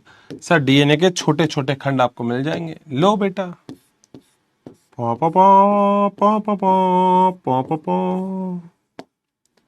कितनी आसान है बताओ बॉटनी। तुम ऐसे ही बस चिल्लाते रहते हो हमें तो नहीं आया। अरे मुश्किल है ही नहीं, जहां होगी मैं बोल दूंगा ये मुश्किल है, मगर जहां नहीं है तो बेटा वहां तो आसान ही रहने दो ना, क्यों मुश्किल कर रहे हो? मैंने अभी 3 स्टेप में क्या बताया? सबसे पहले जिस जगह पे अपराध हुआ है वहां से सैंपल ले लिया, उस सैंपल में से डीएनए ले लिया। भाई नाम ही डीएनए अंगुली छाप है, तो अंगुली नहीं छापोगे इसमें, इसमें डीएनए को चेक करोगे। तो पहला सैंपल ले लिया, सैंपल में से डीएनए ले लिया। अब ये सारा डीएनए आपके काम का थोड़ी है, और इतने बड़े डीएनए का 2.2 मीटर का डीएनए का क्या तंबू लगाओगे क्या, टेंट लगाओगे क्या? नहीं ना। तो क्या करोगे इस डीएनए का? इस डीएनए के छोटी छोटी छोटी बच्ची हो गया खंड प्राप्त कर लोगे। बताओ मेरे प्यारों, क्या पॉइंट क्लियर है? क्या मजा आ रहा है क्या? ये बता दो बस, मजा आ रहा है क्या? दिक्कत है तो बता दो। मजा आ गया क्या? यहां तक 3 पॉइंट में दिक्कत नहीं होनी चाहिए, आसान है सब, टॉपिक आसान है, तुम अपने आप कर लोगे।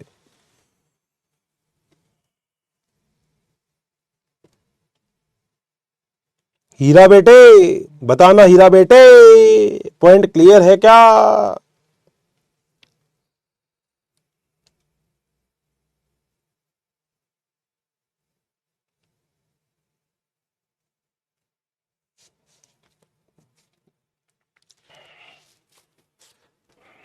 कोई दिक्कत तो नहीं आई हीरा बेटे? अरे बता दे हीरा बेटा, कहां गया मेरा? मजा आ रहा है? फिर डाउट आ गया? तुम ना भाई, तुम ना मानोगे आज, आज तुम मानोगे ही नहीं। फिर डाउट आ गया। लो लो पढ़ते हैं। ये एफ बराबर एम एम होता क्या है यार? सैंपल का मतलब बताओ हर्षिता मैडम? बिल्कुल नहीं बताऊंगा। अर्जुना नाम था ना तेरा? अर्जुना बेटी, अर्जुना बेटी नाम? हाँ अर्जुना बेटी, सुनना बेटी, सैंपल का मतलब होता है कि डीएनए जहां पर भी है वहां पे तूने पढ़ा नहीं, मैंने क्या लिखवाया बेटा? सैंपल का मतलब है ये, सैंपल का मतलब शुक्राणु, अंडाणु, त्वचा तक जो भी मिले वहां से सैंपल उठा ले बेटी।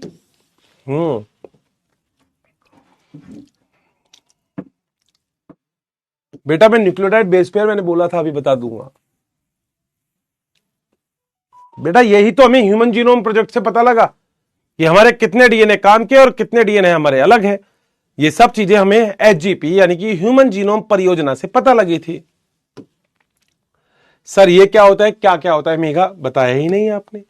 डीएनए को निकालने के लिए केंद्रक को तोड़ने की आवश्यक एंजाइम, वैसे तो जरूरत नहीं है, मगर केंद्रक की झिल्ली किससे बनी होगी? प्रोटीन से, कार्बोहाइड्रेट से, पता से? तो प्रोटीएज से, कार्बोहाइड्रेट से, लाइपेज से उसे तोड़ सकते हो। ओके, प्रूफ को सबूत कहते हैं हिंदी में। अरे ठीक है मेरे लाल, जय हो सीआईडी बाबा की। डीएनए का कौन सा एंजाइम से काटेंगे? न्यूक्लियस से। या तो डीएनए को काटना है ना, तो देख दोस्त, अगर देखो डीएनए को काटना है तो या तो डीएनए को डीएनए से काट सकता है, और ये डीएनएज एंजाइम जिस कैटेगरी में आता है ना उसे हम बोलते हैं न्यूक्लियस। तूने पढ़ा नहीं शायद कोशिका वाला चैप्टर? कोशिका वाले चैप्टर में लाइसोसोम था, तो लाइसोसोम को आत्मघाती थैली इसलिए कहते हैं क्योंकि वो सबको काट देता है। चुन चुन के मारूंगी मैं, चुन चुन के। बताओ मेरे लाल, क्या कहते हो इसके बारे में? मजा आया क्या? कोई दिक्कत तो नहीं आई? मजा आ गया क्या? एक बार यहां तक बता दो।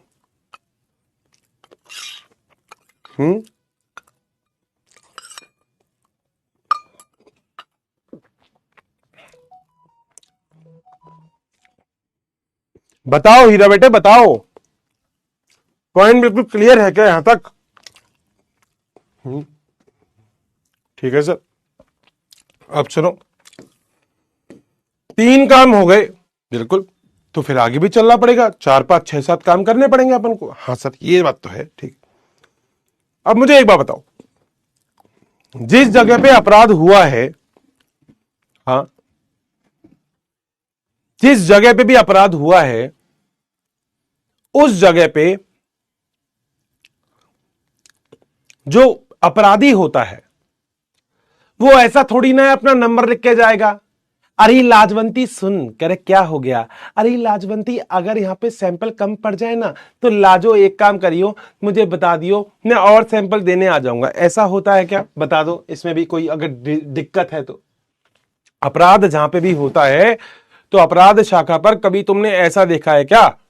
अपराध शाखा पर तुमने कभी ऐसा देखा है क्या कि अपराधी तो अपराध कर रहा है, मगर तुमने ऐसा कभी नहीं देखा होगा कि अपराध शाखा में अपराधी ने अपराध कर दिया, वहां पे सैंपल चला के छोड़ के जाता है? नहीं। और ये भी नहीं है नंबर लिख के जा रहा है, सैंपल कम पड़ जाए तो मेरे को बता देना। हंसो मत, हंसने वाली बात नहीं है, इंटेलिजेंट बात है। बोलो बात सही है। अब बेटा आपको हो सकता है पूरे के पूरे गांव पे शक हो, भाई कहीं पे भी अपराध हुआ तो हो सकता है आपको पूरे गांव पे शक हो, जरूरी थोड़ी ना है 2 ही बंदों पे शक होगा। आप कहोगे हर्षित सर, मैंने कहा मुझे तो 3000 लोगों पे शक है। अब खुद सोचो, सैंपल तो इतना सा, एक बाल का टुकड़ा मिला होगा, उसमें डीएनए मिल गया थोड़ा सा पार्ट, और 3000 लोगों पे शक है, तो बताओ क्या करोगे? खुद बताओ क्या करोगे, क्या करना चाहिए? हाँ कॉपी कर देंगे, ये लड़का भाई सीआईडी देखता है, कॉपी कर दो उसकी। मेरे पास अगर मान लो एक नोटबुक है और मुझे वो नोटबुक अगर 10 बच्चों को देनी है तो मैं इस नोटबुक की copy copy copy copy copy कर दूंगा। अगर मैंने इसकी इतनी सारी कॉपी कर दी तो फिर मैं सबको एक एक दे सकता हूं। तो मैं यहां पे डीएनए की कॉपी करने चाह रहा हूं। बोलो बात सही है क्या? अब डीएनए की कॉपी क्या होती है ये भी समझो। कॉपी का मतलब फोटोस्टेट नहीं, ये नहीं डीएनए ले जाओगे, अरे ओ सुनीता, कह रहे हाँ ए सुनीता इसकी कॉपी कर दे डीएनए की, नहीं।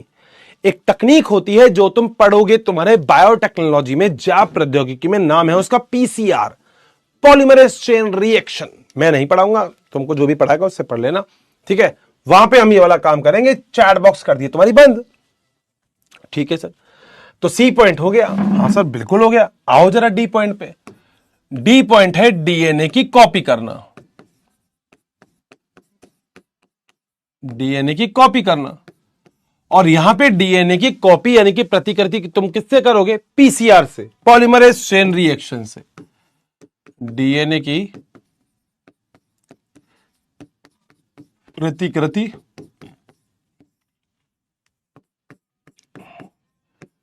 पीसीआर से की जाती है, इसे हम बोलते हैं पॉलीमरेज चेन रिएक्शन।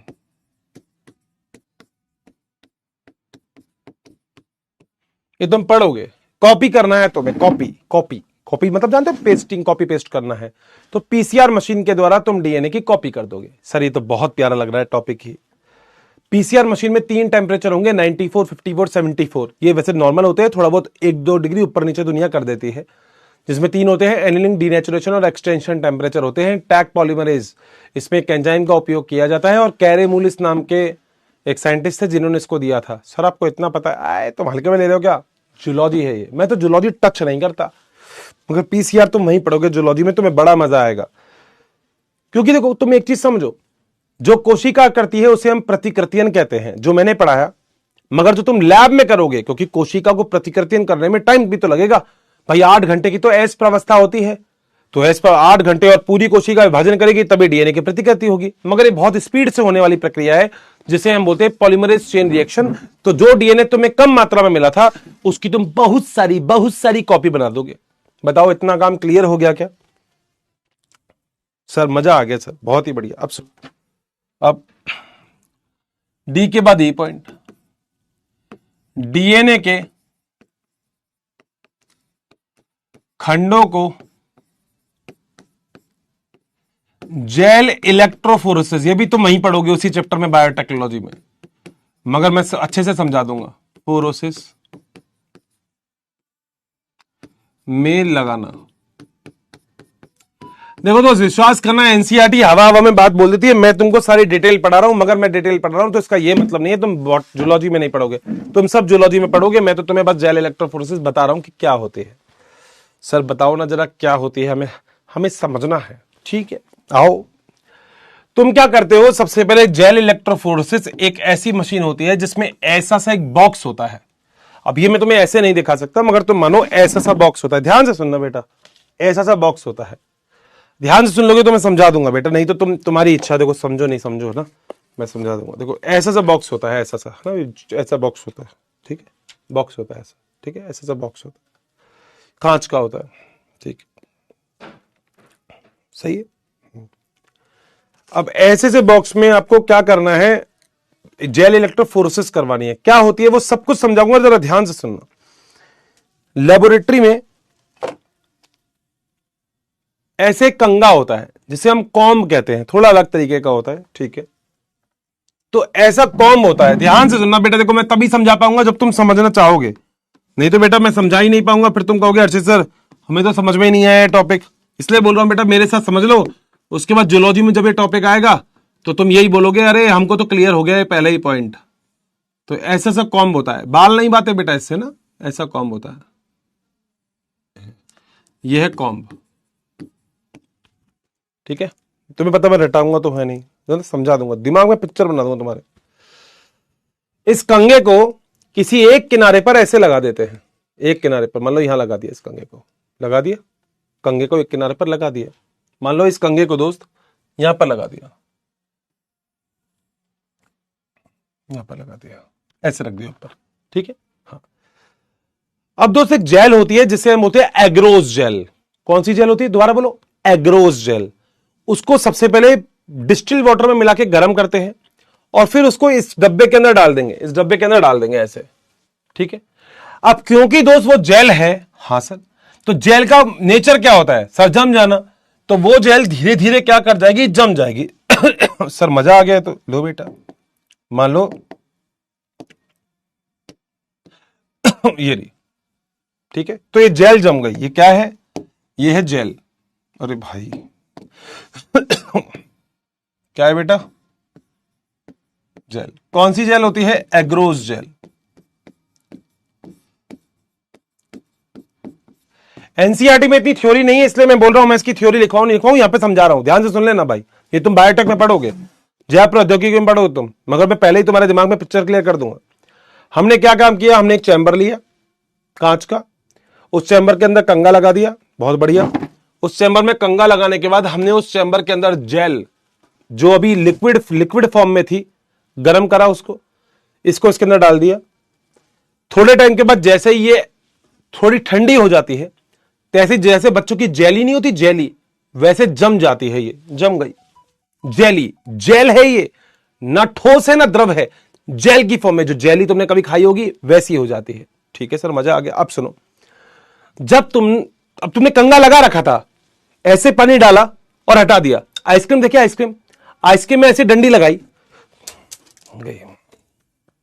आइसक्रीम में ऐसी डंडी लगाई है ना, और जब आइसक्रीम जम गई तो डंडी को निकाल दो, तो क्या होगा, गड्ढा नहीं दिखेगा क्या वहां पे, बिल्कुल दिखेगा। तो अब होगा क्या, यहां पे देखो जरा, यहां पे क्या होगा, यहां पे होगा ये कि जैसे ही तुमने जेल में से कंगे को निकाला, वैसे ही क्या होगा, वैसे ही तुम्हें यहां पे थोड़े थोड़े छेद दिखाई देंगे। सर बात तो आप बिल्कुल सही बोल रहे हो, ऐसे ऐसे छेद दिखाई देंगे, जैसे है ना, ऐसे ऐसे छेद दिखाई देंगे, ऐसे ऐसे ऐसे ऐसे। ठीक है,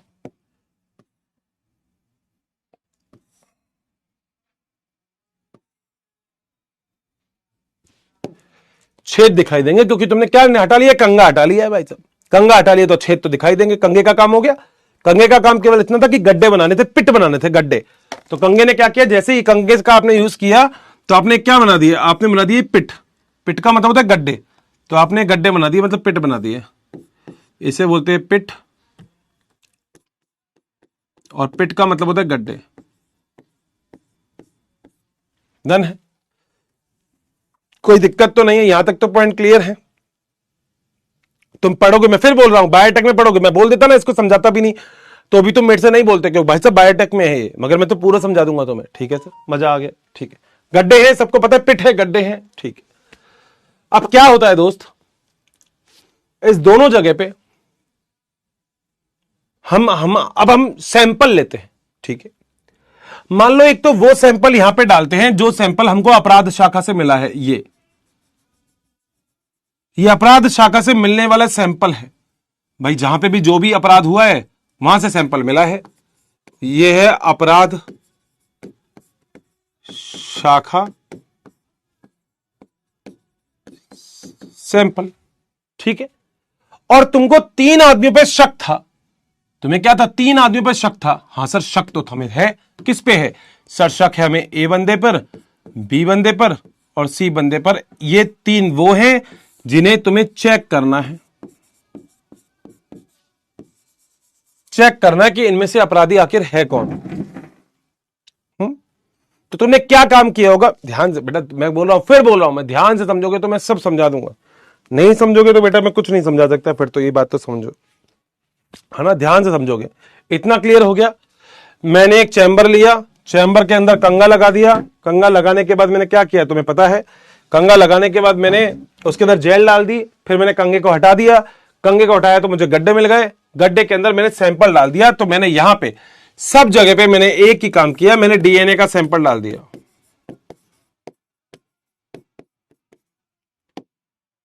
तो मैंने यहां पे भी डीएनए का सैंपल डाल दिया, यहां पे भी डीएनए का सैंपल डाल दिया, यहां पे भी डीएनए का सैंपल डाल दिया। यहां तक कोई डाउट है किसी को तो बता दो, नहीं? ठीक है, अब सुनो जरा बेटा, मान लो ये मैंने आपको 3 अलग अलग चीज बताई अभी। मैं देखो डायग्राम इसलिए बनाता हूं, मैं थ्योरी से बचा दूंगा तुम्हें, ठीक है, बाकी तुम्हारी इच्छा है। देखो, मान लो तुम्हें अपराध शाखा से जो डीएनए मिला वो ये था, अपराध स्थल से प्राप्त डीएनए, और तुम्हें किन किन पे शक था? तुम्हें था 3 बंदों पे, ए, बी और सी। डन है?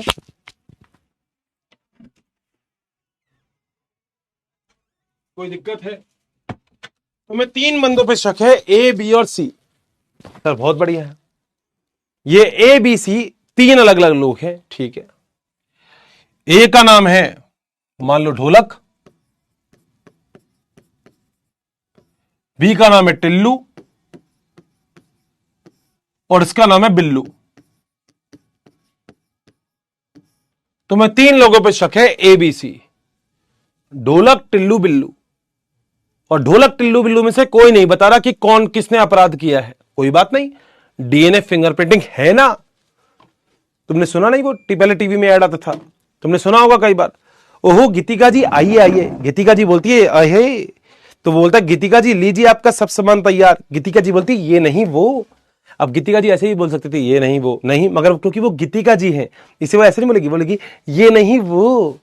तो वो दुकानदार बोलेगा लेकिन हमेशा महंगी वाली टिक्की है, लेकिन ठीक, जब वही देंगे वाली क्वालिटी, वही सफेदी, वही झाग कम दामों में मिले तो कोई ये क्यों ले वो ना ले। मान गए किसे, आपकी पार की नजर और निर्मा सुपर दोनों को। अब निर्मा सुपर धुलाई का सुपर दाम, दाम फिर भी कम, टिंग टोंग हो गया। मगर यहां पर इससे काम नहीं होगा बेटा, यहां पर तीनों में से आपको कोई नहीं बताएगा कि अपराध शाखा पे कौन उपस्थित था, बताएगा ही नहीं बताएगा। कोई बात नहीं, बायोलॉजी तो है। अब बायोलॉजी है तो हम क्या काम करेंगे वो बड़ा इंपॉर्टेंट है, सामने देखो। हम क्या करेंगे, ए, बी, सी, ये जो 3 बंदे हैं तुम्हारे पास, हाँ, इन तीनों बंदों का डीएनए निकालेंगे। ठीक बात है सर, बिल्कुल निकालना पड़ेगा सर, अपराध शाखा से सर कुछ तो करना पड़ेगा। हाँ तभी तो बेटा, अब सालुकी का काम है, इंस्पेक्टर तारिका और सालुकी, इन दोनों का। अब ये इनका काम नहीं है, प्रद्युमन जी कुछ तो गड़बड़, दया उसको हमेशा गड़बड़ लगती है, और वो दया का भी काम नहीं है, अभिजीत का भी काम नहीं है। अब सालुकी का काम है। सालुकी क्या काम करेगा, अपराध शाखा से जो भी डीएनए मिला, हाँ, उस डीएनए में से मान लो उसने 2 गुणसूत्र निकाल लिए। अब आपको पता है गुणसूत्र तो होते ही है कोशिका के पास, तो मान लो ये 2 गुणसूत्र निकाल लिए। ध्यान से सुनना बेटा, इतने प्यारे तरीके से समझा दूंगा तो कि तुम्हें मजा आ जाएगा, ठीक है। हाँ, मान लो ये आपको पता है गुणसूत्र आपकी कोशिका में कितने होते हैं, 23 के जोड़े, 23 के जोड़े। तो मान लो उसने 2 गुणसूत्र निकाले, कोई से भी मान लो ये गुणसूत्र संख्या 5 है, ये गुणसूत्र संख्या 10 है, ठीक है, गुणसूत्र नंबर है। तो कौन कौन से गुणसूत्र निकाले, 5 और 10, डन है, ठीक है, ओके। अब हम लोगों को पता है कि अगर कोई भी कोशिका होगी तो उस कोशिका में डीएनए भी पाए जाएंगे। सर बिल्कुल सही बात है, डन। डीएनए के अंदर छोटे छोटे खंड भी होते हैं जिन्हें हम वीएनटीआर कहते हैं। अरे सर भूले नहीं हो, नहीं क्यों भूलूंगा, वही तो मेरे काम का था, ठीक है सर आ जाओ। तो यहां से गुणसूत्र संख्या 5 से मैंने ये वो वीएनटीआर का खंड निकाला जिसमें जो रिपीट थे मान लो वो 3 बार थे वीएनटीआर 3 थे, ठीक है। गुणसूत्र संख्या 10 में जो मैंने निकाला उसमें जो रिपीट थे वो मान लो 6 बार थे। सही है, रिपीट मतलब मेरे को पूरे डीएनए से मतलब ही नहीं है, मुझे तो वीएनटीआर से मतलब है। तो एक में से वीएनटीआर निकाला जिसमें 5 रिपीट थी, एक में से वीएनटीआर निकाला जिसमें 6 रिपीट थे। तो मैं कंफर्म हो गया कि जो भी मेरा अपराधी होगा उसके अंदर यही चीज मिलेगी मुझे। अब मैंने बुलाया सबसे पहले ढोलक को, मैंने कहा ढोलक बजाएंगे आज। मगर ढोलक तो मैं पता है बहुत ताबड़तोड़ इंसान था, ढोलक तो बेटा ढोलक है। ढोलक से भी मैंने गुणसूत्र ले लिया, मैंने टिल्लू का भी गुणसूत्र निकाल लिया और मैंने साथ साथ बिल्लू का भी गुणसूत्र निकाल लिया। भाई सबके पास गुणसूत्र थे, मैंने सब निकाल लिया कोशिका में से। मैंने ढोलक का भी गुणसूत्र संख्या कौन कौन से लिए, सर 5 लिया और 10 लिया। भाई तभी तो ढूंढ पाऊंगा मैं। मैंने इस टिल्लू का भी गुणसूत्र 5 और 10 लिया और मैंने बिल्लू का भी गुणसूत्र 5 और 10 लिया। सर बहुत ही बढ़िया। अब मैंने क्या किया, ढोलक के गुणसूत्र संख्या 5 में से मैंने फिर से इसका वीएनटीआर निकाला, ढोलक का ये निकाला। इसमें 2 रिपीट थे, ये वाला निकाला, इसमें 4 रिपीट थे, ऐसे मिले मुझे, ठीक है सर। मैंने फिर आगे टिल्लू हो, मैंने टिल्लू तुआ क्या, ठीक। टिल्लू के 5 के अंदर जो रिपीट थे वो 3 थे और यहां पे जो रिपीट थे 10 के अंदर वो 6 थे।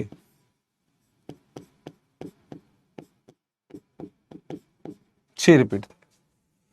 बिल्लू के अंदर क्या था, जो रिपीट थे वो शुरू में तो 2 थे और यहां पे जो रिपीट थे वो 4 थे। अब जो मेरी क्लास में समझदार बच्चा है उस सारे समझदार बच्चे को तो पता लग गया होगा कि अपराधी है कौन। बताओ क्या कौन अपराधी है, ये तो अपराध शाखा से मिला।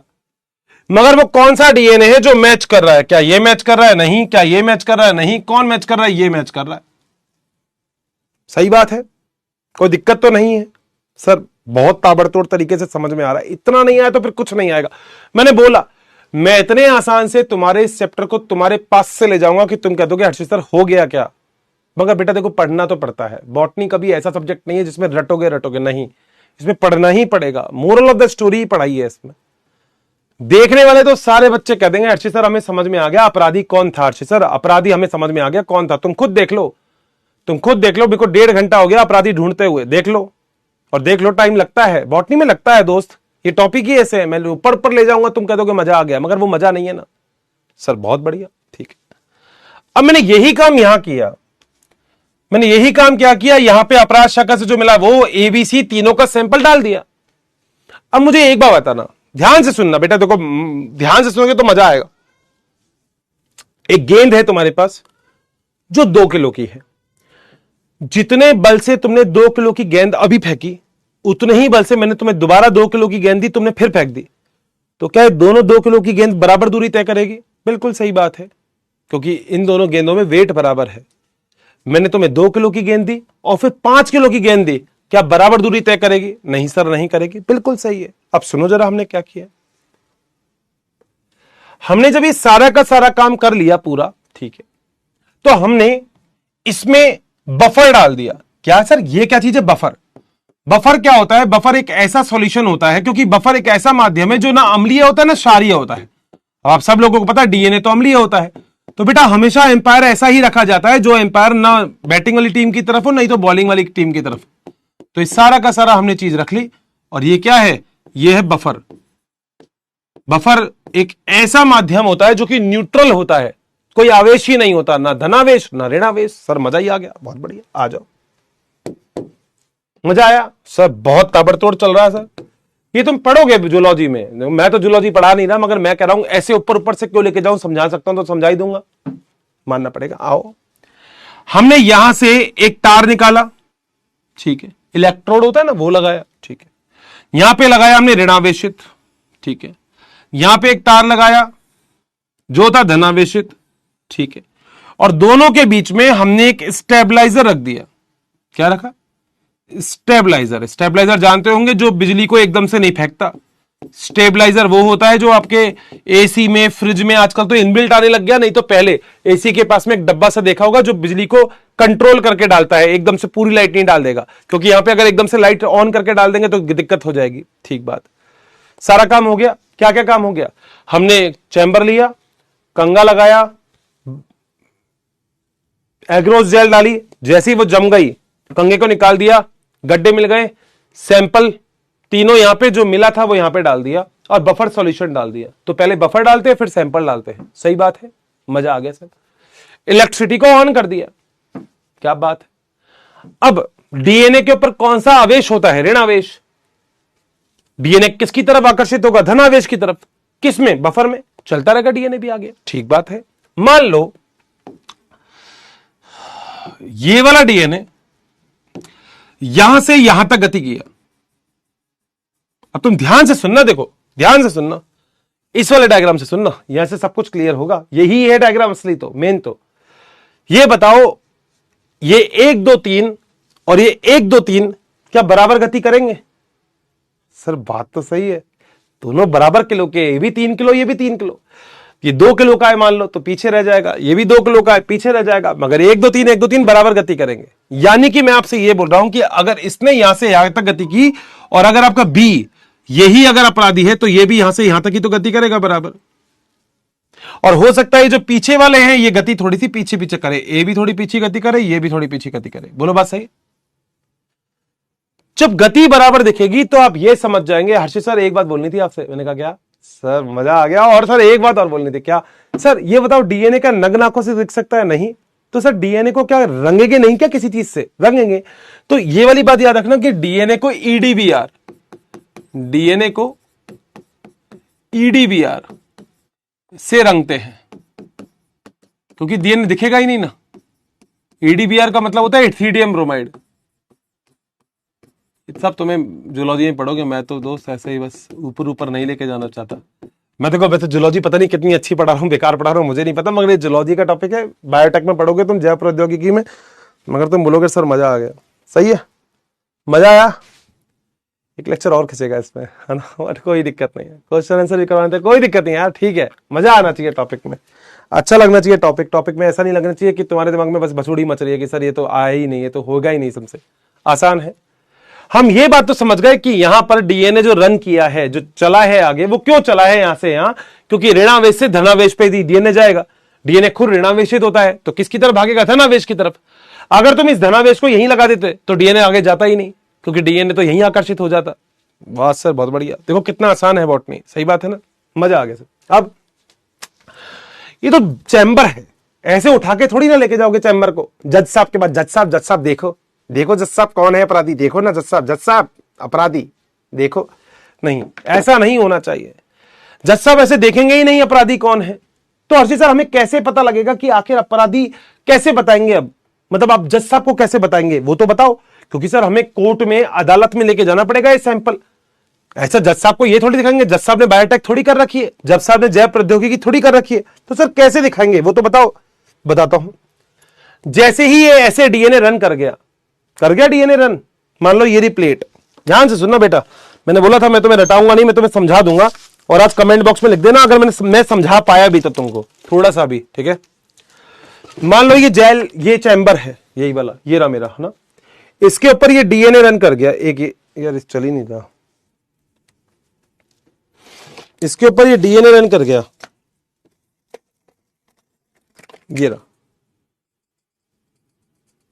तुम्हें दिखेगा नहीं मगर मान लो मैंने लगा लिए दो, ठीक है। अब इसको तो तुम लेके नहीं जाओगे जज साहब के पास, तो अर्शी सर हम क्या करेंगे? तो बेटा एक तकनीक होती है जिसे हम बोलते हैं ऑटो रेडियोग्राफी, या उससे पहले होती है ब्लॉटिंग। तो ई के बाद जो एफ पॉइंट आता है, ई के बाद जो एफ पॉइंट आता है वो होता है ब्लॉटिंग। एफ है जो है ब्लॉटिंग। तुम बोलोगे ब्लॉटिंग क्या होती है सर, ये भी तो समझाओ। तुमने जब क्लास 11 में पढ़ा था तो तुमने बॉल्टिंग पढ़ी थी गन्ने में, तुमने पढ़ा होगा पादप हार्मोन वाले चैप्टर में बॉल्टिंग, जिसमें तुमने पढ़ा था टनों में प्रोडक्शन बढ़ा रहे हैं, 2 नोड की हाइट बढ़ा देते हैं, पत्ता गोभी बड़ी कर देते हैं, पढ़ा था ना बॉल्टिंग। वो बॉल्टिंग था, ये ब्लॉटिंग है। क्या होता है? इसका मतलब है सैंपल को नाइट्रोसेलुलोज फिल्टर पेपर पर प्राप्त करना। सर हम समझे नहीं, मैं समझाऊंगा ना, तुम नहीं समझोगे तो मैं बैठा तो हूं। देखो तुम ये सैंपल तो लेके जाओगे नहीं जज साहब के पास, क्योंकि बेटा ऐसे हिल जाएगा ये तो क्या करोगे? तुम एक पेपर लोगे, उस पेपर को इसके ऊपर रख दोगे, ऐसे चिपका दिया। ये मान लो कोई पेपर है क्या मेरे पास, अब कोई पेपर है क्या, मान लो ये रहा पेपर, इस पेपर को तुमने इसके ऊपर रख दिया ऐसे, ये पेपर निट्रोसेलुलोज पेपर है, इसको ऐसे रख दिया, तो क्या होगा? ये जो सैंपल है क्या ये यहां पे छप जाएंगे? नहीं छप जाएंगे? सर बिल्कुल छप जाएंगे, सही बोल रहे हो आप। तो जो पेपर है ना, इस पेपर के ऊपर ये सैंपल एज इट इज आ जाएंगे। देखो मान लो जैसे ये पेपर है, मान लो ये पेपर है, अरे यार क्या है, मान लो ये पेपर है, ठीक है, इस पेपर के ऊपर जो सैंपल है ये सैंपल एज इट इज आ जाएंगे। इसके जो वो वाला था, ये सी था, ये दो, तो निट्रोसेलुलोज फिल्टर पेपर तो ये रहा, और इसके ऊपर आपने सैंपल उतार दिए, ठीक है, ठीक है। 3 टाइप की ब्लॉटिंग तकनीक होती है। अगर आपके पास जो सैंपल है वो डीएनए है या आरएनए है या प्रोटीन है, अगर सैंपल डीएनए है तो हम उसे बोलते हैं सघन ब्लॉटिंग, अगर सैंपल आरएनए है तो बोलते हैं नॉर्थर्न ब्लॉटिंग, और अगर यह है तो बोलते हैं वेस्टर्न ब्लॉटिंग। बोलो बात सही है? यानी कि अगर यहां पे डीएनए है, ये निट्रोसेलुलोज फिल्टर पेपर है, southern blotting, RNA northern blotting, तुम्हारा कौन सा चल रहा है? Southern blotting. बोलो बात सही है? निट्रोसेलुलोज फिल्टर पेपर पे आपने डीएनए को ट्रांसफर कर लिया, सही है। अगला पॉइंट जी, जी पॉइंट है प्रोब लगाना। यह क्या होता है? डीएनए का छोटा खंड होता है जो कि रेडियो एक्टिव होता है। डीएनए का छोटा रेडियो एक्टिव खंड, रेडियो एक्टिव खंड ऐसा होगा जो अपने अंदर से डीएनए मतलब अपने अंदर से रेडिएशन निकालता है। अब ये तुम्हारे पास निट्रोसेलुलोज फिल्टर पेपर था, हाँ, ये तुम्हारे पास डीएनए के सैंपल थे, ठीक बात। अब सुनो, मतलब यार देखो, मतलब मैं रटाता नहीं हूं, क्योंकि मैंने खुद ने नहीं रटा, मैंने तो इन सब पे काम भी किया हुआ है, इसलिए तो मैं समझा सकता हूं अच्छे से। लेबोरेटरी में मैंने काम किया तो लगता नहीं शक्ल से, लड़के काम किए हैं हम, छोटी छोटी बात है, छोटी बच्ची है क्या? नहीं ना। तो सुन, मतलब तुझे अगर कूड़े में से लोहा ढूंढ रहे हैं तो चुंबक ले जाना, लोहा मिल जाएगा। सर बात तो सही है।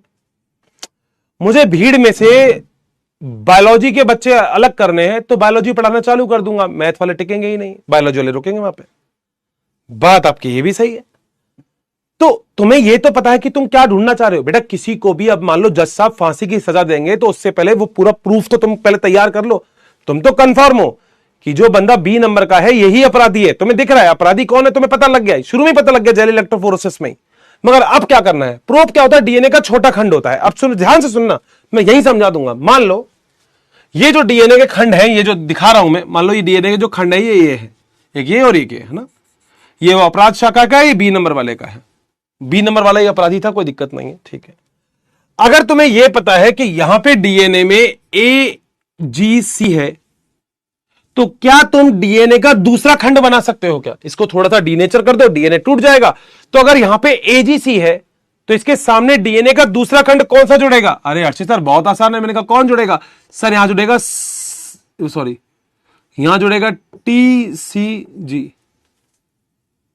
तो यहां पे भी यही तो अपराधी था, तो इसके भी यहां पे एजीसी होगा, तो क्या जुड़ेगा? टीसीजी जुड़ जाएगा। डीएनए का छोटा खंड जो अपने अंदर से रेडिएशन निकाल रहा है, ठीक है। तो तुमने ये जो छोटा खंड था टीसीजी, टीसीजी, इसको यहां पे भी डाला, यहां पे भी डाला, यहां पे भी डाला, यहां पे भी डाला, और फिर धो दिया। ऐसा नहीं नल के नीचे लगा दिया, धोना ऐसा नहीं होता कि ले रन से की बट्टी से कर दोगे, ऐसा नहीं, धो दिया तुमने। तो क्या होगा? तो ऐसा होगा कि यहां पे भी प्रोब जुड़ जाएगा, यहां पे भी प्रोब जुड़ जाएगा। बोलो बात सही? और प्रोब अपने अंदर से क्या निकालता है? रेडिएशन निकालता है। क्या निकालता है? रेडिएशन। बोलो बात सही? और इसी चीज को आप चेक करते हो। अब एक मशीन लगा देते हो जो देखता है कि कहां से निकल रही है, कहां से आ रहा है रेडिएशन, कहां से आ रहा है। तो रेडिएशन ना यहां से आएगा ना यहां से, क्योंकि ये तो यहां तो चिपकेगा ही नहीं। डीएनए जो तुम लगा रहे हो, छोटा खंड डीएनए का जो अपने अंदर से रेडिएशन निकाल रहा है, वो लगा ही नहीं रहे, रेडियोएक्टिव खंड लगा ही नहीं है। तो क्या होगा? रेडिएशन यहां से निकलेगी और रेडिएशन यहां से निकलेगी। तो अब इसके बाद आप क्या करते हो? रेडियोग्राफी करवा देते हो। इसके बाद रेडियोग्राफी, और इसको बोलते हैं ऑटो रेडियोग्राफी। मशीन होती है जो ये बताई थी कि कहां कहां रेडियोएक्टिव विकिरण आ रही है। ऑटो रेडियोग्राफी कराकर रिजल्ट प्राप्त करते हैं, और आपको पता लग जाएगा, प्रिंट ले लोगे कि एग्जैक्टली कौन सा बंदा अपराधी है। बी नंबर वाला बंदा जो है वो अपराधी है। बाकी आप ए और सी से कहोगे जा सिमरन जी ले तेरी जिंदगी। बताओ मेरे प्यारों, क्या पॉइंट क्लियर है? क्या मानते हो ना? देखो लगता है दोस्त टाइम, तो 1.5 घंटे का टाइम लगा है, मगर आपको पता है कि टाइम लगता है, मगर टॉपिक क्लियर हो जाना चाहिए। बताओ क्या कहते हो? मजा आया क्या टॉपिक में? डुग्गू बेटा पढ़ ले, डुग्गू पढ़ ले बेटा।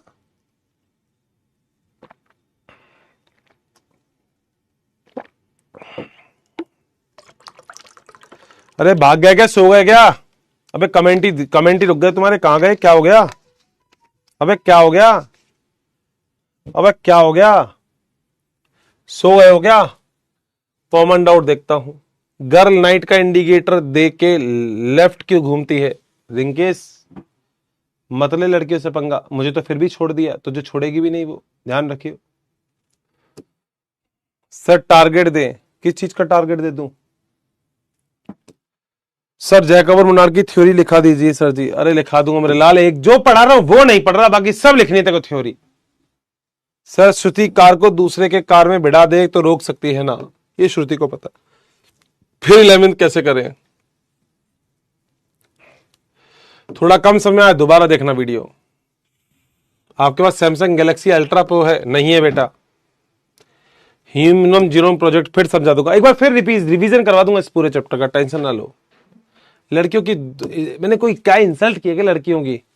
लड़के तुम सही से बताना। अब ये लड़की मेरे से बोल रही है आप लड़कियों की इंसल्ट करो, सही से बताओ लड़कियों, तुम नाराज हो गए क्या?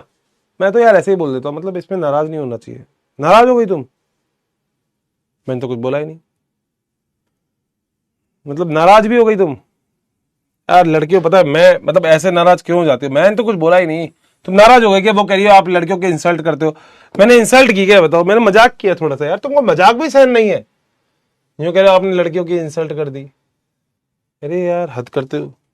मैंने क्या ही इंसल्ट की है? मैंने कोई इंसल्ट की क्या बताओ?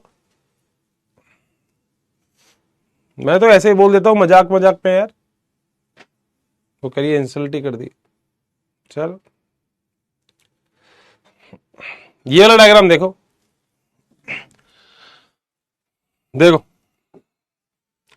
ये दिख रहे 3 अब तीन जरा ध्यान से देख लेना, ये व्यक्ति ए है, ये बी है, ठीक है। ये इसका गुणसूत्र नंबर 7 है, इसका गुणसूत्र नंबर 2 है, 16 है, इसका भी 7 2 16 ले लिया।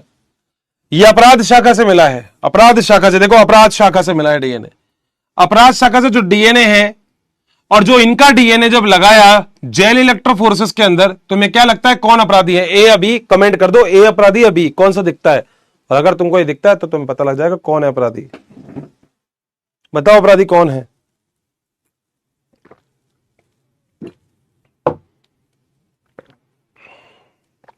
अबे बाय बाय, बाय बाय अभी सही हो गया। अबे मैं लड़कों को भी रोस्ट करूंगा, अभी ले तू, लड़कों को रोस्ट करता हूं। लड़के खुद ही रोस्ट है, इनको क्या ही तो रोस्ट करूं, मगर तूने बोला है लड़कों को रोस्ट करो, आज ले। अब तूने बोला है ना दोस्त, अब करूंगा, देख। तो बोला ही नहीं तो तूने अभी तक रोस्ट करना है। अगर तुम्हारा आंसर बी है तो वो फिर बिल्कुल क्लियर है, कोई लोड ही नहीं है। एनसीईआरटी पढ़ाऊंगा अगली किसी क्लास में, ठीक है। अच्छा एक बात और, मैं किसी जो भी अगली क्लास जो होगी वो हो सकता है आपको एक क्लास में इसकी रिकॉर्डेड दूं जिसमें मैं आपको एनसीईआरटी पढ़ाऊं, है ना। एक क्लास शायद रिकॉर्डेड दूंगा जिसमें मैं इसकी एनसीईआरटी पढ़ाऊंगा। और क्या बोलना था मुझे, हाँ एक टॉपिक और है इसमें, उत्परिवर्तन।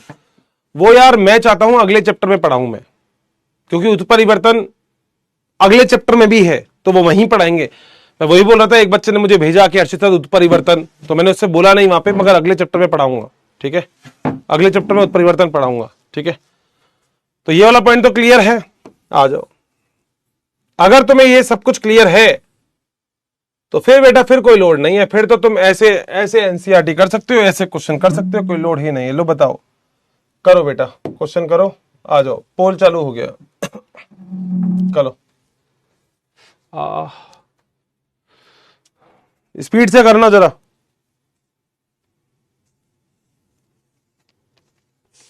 क्वेश्चन करो ना, फिर एनसीईआरटी बाद में पढ़ाऊंगा भाई, आज तो ज्यादा हो जाएगी एनसीईआरटी। 10-15 पेज है एनसीईआरटी, 10 एक पेज है एनसीईआरटी का।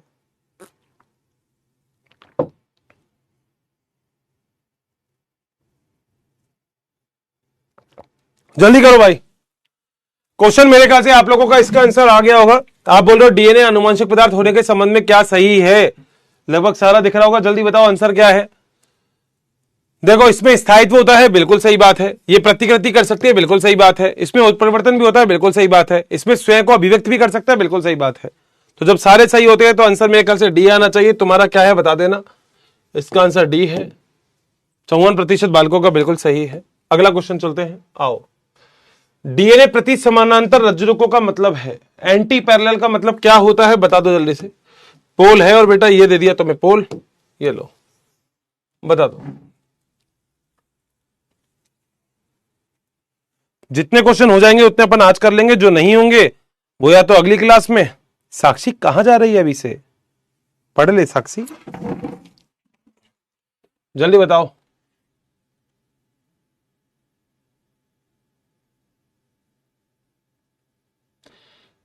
पठान दोस्त ब्लॉक कर दूंगा, ध्यान रखिए।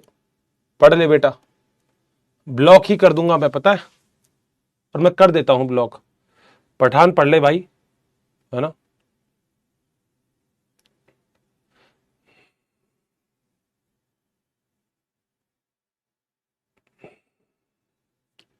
आंसर आ गया। डीएनए का प्रति समानांतर का मतलब क्या है, एक दक्षिणावर्त है नहीं। प्रति समानांतर का मतलब पूछा है। डीएनए दो रज्जों का फास्फेट है नहीं। दो रज्जों के प्रारंभ में फास्फेट समूह विपरीत ध्रुव पर होते हैं, बिल्कुल सही बात है, क्योंकि एक होता है 5' से 3' तो दूसरा होता है 3' to 5'। इतनी सी बात है, तो आंसर डी आना चाहिए। तुम लोगों का भी शायद यही आया होगा। 59% भारतीयों का बिल्कुल सही है। अगला, एक न्यूक्लियोसोम, जानते हो न्यूक्लियोसोम हिस्टोन प्रोटीन जिसके अंदर होता है, हाँ बिल्कुल सही बात है। क्या होता है फटाफट से पोल दे देता हूं, फिर से आंसर कर दो न्यूक्लियोसोम का क्या है, अगर आता है तो। अरे 5-7 क्वेश्चन तो कर लो भाई, फिर डाउट देख लेता हूं यार। तुम चालू ही हो जाते हो दोस्त, तुम पढ़ाने मतलब ऐसे मत किया करो यार। पहले डाउट तो देख रहा हूं, अभी पहले क्वेश्चन आंसर तो कर लो। तुम्हें पता है जो देता हूं वो नहीं करना, बस बाकी सब करना है। मैं पढ़ा रहा हूं, डाउट देख लो, मैं डाउट पढ़ा रहा हूं, पढ़ा दो। मतलब हद हो गई यार। मतलब कोई एक चीज तो बोला करो कि हर्षित सर इसको ऐसा कर लो। मैं जो बोलता हूं उसके अपोजिट चलते हो। मैं बोलता हूं ये कर दूं, नहीं, ये करो, ऐसे कर दूं, नहीं।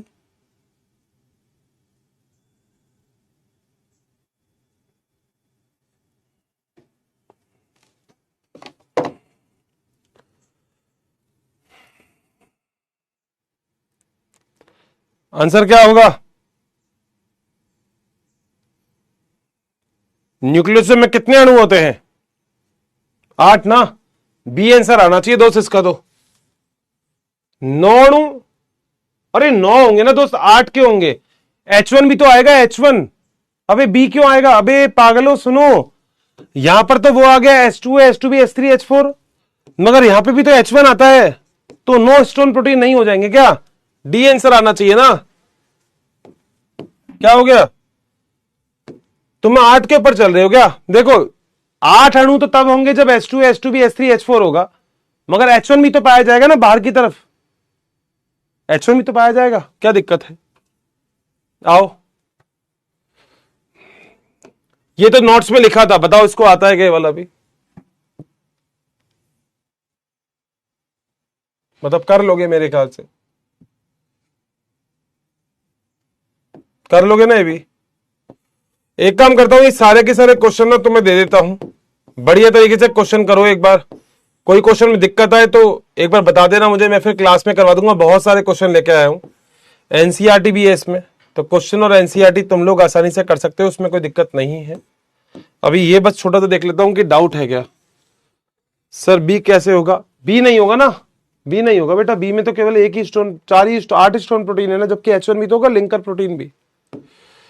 बेटा F बराबर एम ए क्या है? क्वेश्चन नोट्स में लिखा दीजिए, लिखना है क्या, क्या है F बराबर एम ए? बेटा तू बार बार लिखेगा तो ब्लॉक हो जाएगा। एक बार फिर से रिपीट दैट क्वेश्चन, रिकॉर्डेड क्यों, लाइव क्यों नहीं लीजिएगा। एक बात समझ नहीं आई, 2.2 मीटर होता है तो क्या हर सेल में? हाँ, हर सेल में डीएनए इतना ही होता है। ठीक है सर, थोड़ा कम समझ में आया, सारा टॉपिक समझ में आया पर ये नहीं आया। अभी समझाता हूं दोस्त वापस। 5 मिनट के लिए अपना दिमाग यहां रखना, बाकी एनसीईआरटी पढ़ाऊंगा तो और अच्छे से समझ में आ जाएगा। जिसको ये टॉपिक नहीं समझ में आया कोई बात नहीं, मैं फिर से समझा रहा हूं, मगर ध्यान से सुनना बेटा। देखो जल्दबाजी मत करना। देखो 2 मिनट देना मुझे बस अब। अरे यार क्या आफत है। हाँ, 2 मिनट देना और नोट मत करना अब, ठीक है। हमारा आज का टॉपिक था जिसका नाम था डीएनए उंगली छाप अभिक्रिया। डीएनए उंगली छाप का मतलब होता है किसी भी जगह पे अगर अपराधी है, कोई बच्चा है, उसके मम्मी पापा को ढूंढना है, तो आप डीएनए मैच करवा लेते हो, जिसे हम डीएनए उंगली छाप अभिक्रिया बोलते हैं। डीएनए जो उंगली छाप अभिक्रिया होती है, इसके अंदर आप डीएनए के अंदर वीएनटीआर यूज में लेते हो।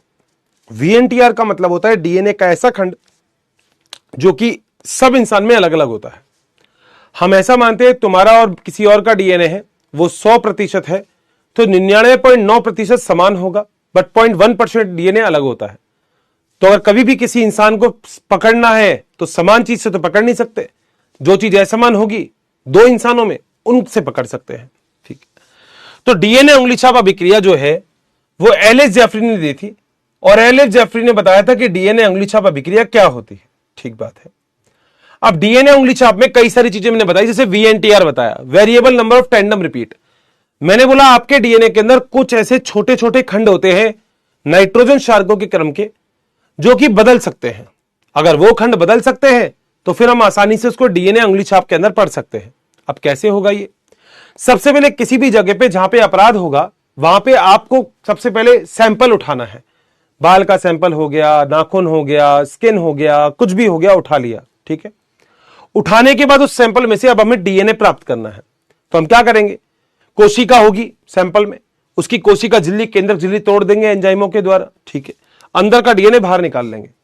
अब क्योंकि ये डीएनए बहुत बड़ा है और हमको पूरा डीएनए काम का है भी नहीं, हमें तो डीएनए के वो खंड चाहिए जो 2 इंसान में एक दूसरे से अलग है, तो उन खंड को निकालने के लिए हम एंडोन्यूक्लियस एंजाइम की सहायता लेंगे, जिससे डीएनए के छोटे छोटे खंड हम बना लेंगे।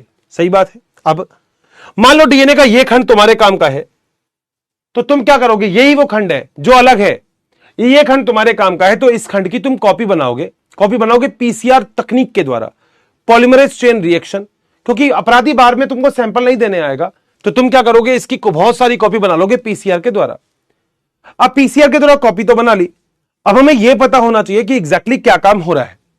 मैंने आपसे यह बोला कि अगर आपके पास कभी भी, देखो बोलता हूं ना 11th क्लास क्यों जरूरी होती है, देखो तुम्हारे सामने वहां पे गुणसूत्र पढ़ा है तुमने बहुत अच्छे से, मगर नहीं भी पढ़ा तो आज सुन लेना। मैंने बोला एक अपराध शाखा से आपको कोई भी इंसान का डीएनए मिला, उसमें कोई भी गुणसूत्र जो आपको चाहिए, जो आपको जिसके बारे में पता है, वो गुणसूत्र निकाल लो, आसानी से निकाल सकते हैं। निकाल लिए, कौन कौन से गुणसूत्र, 5 और 10। तो बाकी इंसानों में से भी मैं 5 और 10 ही निकालूंगा, तभी तो कंपैरिजन होगा। एक जूते वाले की शॉप का दूसरे जूते वाले की शॉप से ही कंपैरिजन होगा, जूते वाले की गोलगप्पे वाले से क्या कंपैरिजन है, कोई कंपैरिजन ही नहीं है, सबका आइटम ही अलग अलग है। ठीक है, तो जिस अपराध शाखा से जिस इंसान का हमने डीएनए निकाला, उस इंसान के डीएनए में रिपीटेटिव सीक्वेंस निकाले वीएनटीआर, वो जो बार बार रिपीट होते हैं। हाँ, हमें पता तो है मैं क्या ढूंढना है। तो इसमें 5 नंबर के जो गुणसूत्र था, उसमें जो डीएनए था, उसमें वीएनटीआर ये था, ये वीएनटीआर है, जो वीएनटीआर है वो ये है, और 10 नंबर में ये है। अब 3 इंसानों पे शक था हमको, ढूंढा, तो हमने इसका भी डीएनए वही निकाला, सैंपल निकाली, इसमें से भी वही निकाला, इसमें से भी वही निकाला। अब खुद सोच के देखो, अगर बी इंसान जो है टिल्लू, यही अपराध करके गया, तो वो वाला डीएनए और ये डीएनए सेम ही तो होगा, क्योंकि टिल्लू ही था जो अपराधी था। इतनी भी मोटी, मतलब बुद्धि कितनी मोटी क्यों ना हो, इतनी मोटी थोड़ी ना होगी कि समझ में ही नहीं आ रहा।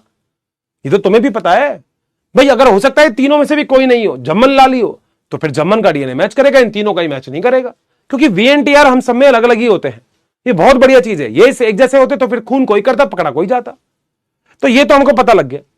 अब डीएनए के जो छोटे छोटे खंड जो तुमने अभी कॉपी वॉपी करवाई थी, सैंपल लिए थे, इन सबको तुमने जेल इलेक्ट्रोफोरेसिस में डाल देना है। ये रहा जेल इलेक्ट्रोफोरेसिस। क्या होती है, एक चैम्बर होता है, चैम्बर के अंदर तुमने कंगा लगा दिया, बताया था, दोबारा देख लेना वीडियो ये वाला मेरा। कंगे के ऊपर तुमने डीएनए का सैंपल डाल दिया, बताया था। डीएनए का सैंपल डालने के बाद तुमने कंगे को हटा लिया, तो गड्ढे मिल गए। गड्ढे के अंदर डीएनए को स्टेन कलर करके, क्योंकि डीएनए नंगे आंखों से दिखेगा नहीं, कलर करके एक पिपेट होती है, छोटी छोटी मशीन है, पिपेट होती है, उससे दबा के सैंपल को डाल दिया। डालने के बाद बिजली स्टेबलाइजर ऑन कर दिया, तो डीएनए ऋणावेशित होता है, पता ही तुम्हें, फॉस्फेट की जैसे डीएनए वहां से यहां भागेगा। अब सीधी सी बात है, अगर ये डीएनए सेम होगा तो बराबर दूरी तो रखेगा। यही तो वीएनटीआर देखा था अभी अपने पीछे क्रोमोसोम वाले डायग्राम में। अब मगर ऐसे थोड़ी ना लेके जाओगे सैंपल को जज साहब के पास, तो क्या करोगे, इसके ऊपर ब्लॉटिंग कर दोगे। इसके ऊपर एक निट्रोसेलुलोज फिल्टर पेपर होता है, उसके ऊपर रखोगे तो डीएनए उस पर उतर जाएगा। तुम करके देख लेना, यहां पे इंक लगाना, यूं हाथ लगाना, इस पर चिपक जाएगा, कोई दिक्कत ही नहीं है। अब जैसे चिपक गया, जैसे मान लो चिपक गया, यहां पे चिपक गया, तो चिपकने के बाद ये 3 प्रकार की ब्लॉटिंग होती है, क्योंकि सैंपल कौन सा है, डीएनए, तो होगी सदर्न ब्लॉटिंग। कभी कोई तो आरएनए के साथ सैंपल कोई कर रहा है तो नॉर्थन होगी, प्रोटीन सैंपल है तो वेस्टर्न ब्लॉटिंग होगी। सीधी सी बात है। ब्लॉटिंग का मतलब होता है सैंपल को निट्रोसेलुलोज फिल्टर पेपर पे उतारना। 3 अलग अलग सैंपल होते हैं, हमारे सैंपल अभी डीएनए है तो हम सदर्न ब्लॉटिंग कर रहे हैं, कोई दिक्कत ही नहीं है। अब ये यहां पे हो गया। अब सीधी सी बात है, तुमने डीएनए को डीनेचर करवा दो, विकृत कर दो, तो डीएनए दोहरी श्रृंखला का होता है, एक एक श्रृंखला हटा दो इसकी। अब तुम्हें यह तो पता होगा ना, अगर इसके अंदर सीक्वेंस टीटीटी है तो इसमें भी टीटीटी होगा, तभी तो दोनों सेम दूरी पर मूव कर रहे हैं। सर बात तो ये भी सही है। तो तुम अगर यहां पे टीटीटी होगा तो तुम्हें पता है आगे ए ही जुड़ेगा, तो ए इसमें भी डाल दो, इसमें भी, इसमें भी, इसमें भी, मगर ए यहां दोनों पे जुड़ेगा ही नहीं, क्योंकि यहां पे वो खंड था ही नहीं अपोजिट वाला, यहां जुड़ेगा, ये जुड़ेगा। एक मशीन लेते हो ऑटो रेडियोग्राफी, वो क्या करेगी, वो वहां पे डीएनए को चेक कर लेगी जहां पे डीएनए जुड़ा हुआ होगा।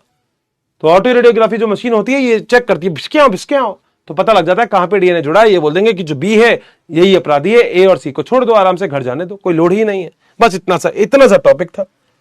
एनसीईआरटी पढ़ाऊंगा अभी, बट ऐसे मत किया करो, मतलब इतनी मेहनत एक टीचर कर रहा है उसके बाद यूं कह देते हो, ऐसे मत किया करो, ठीक है।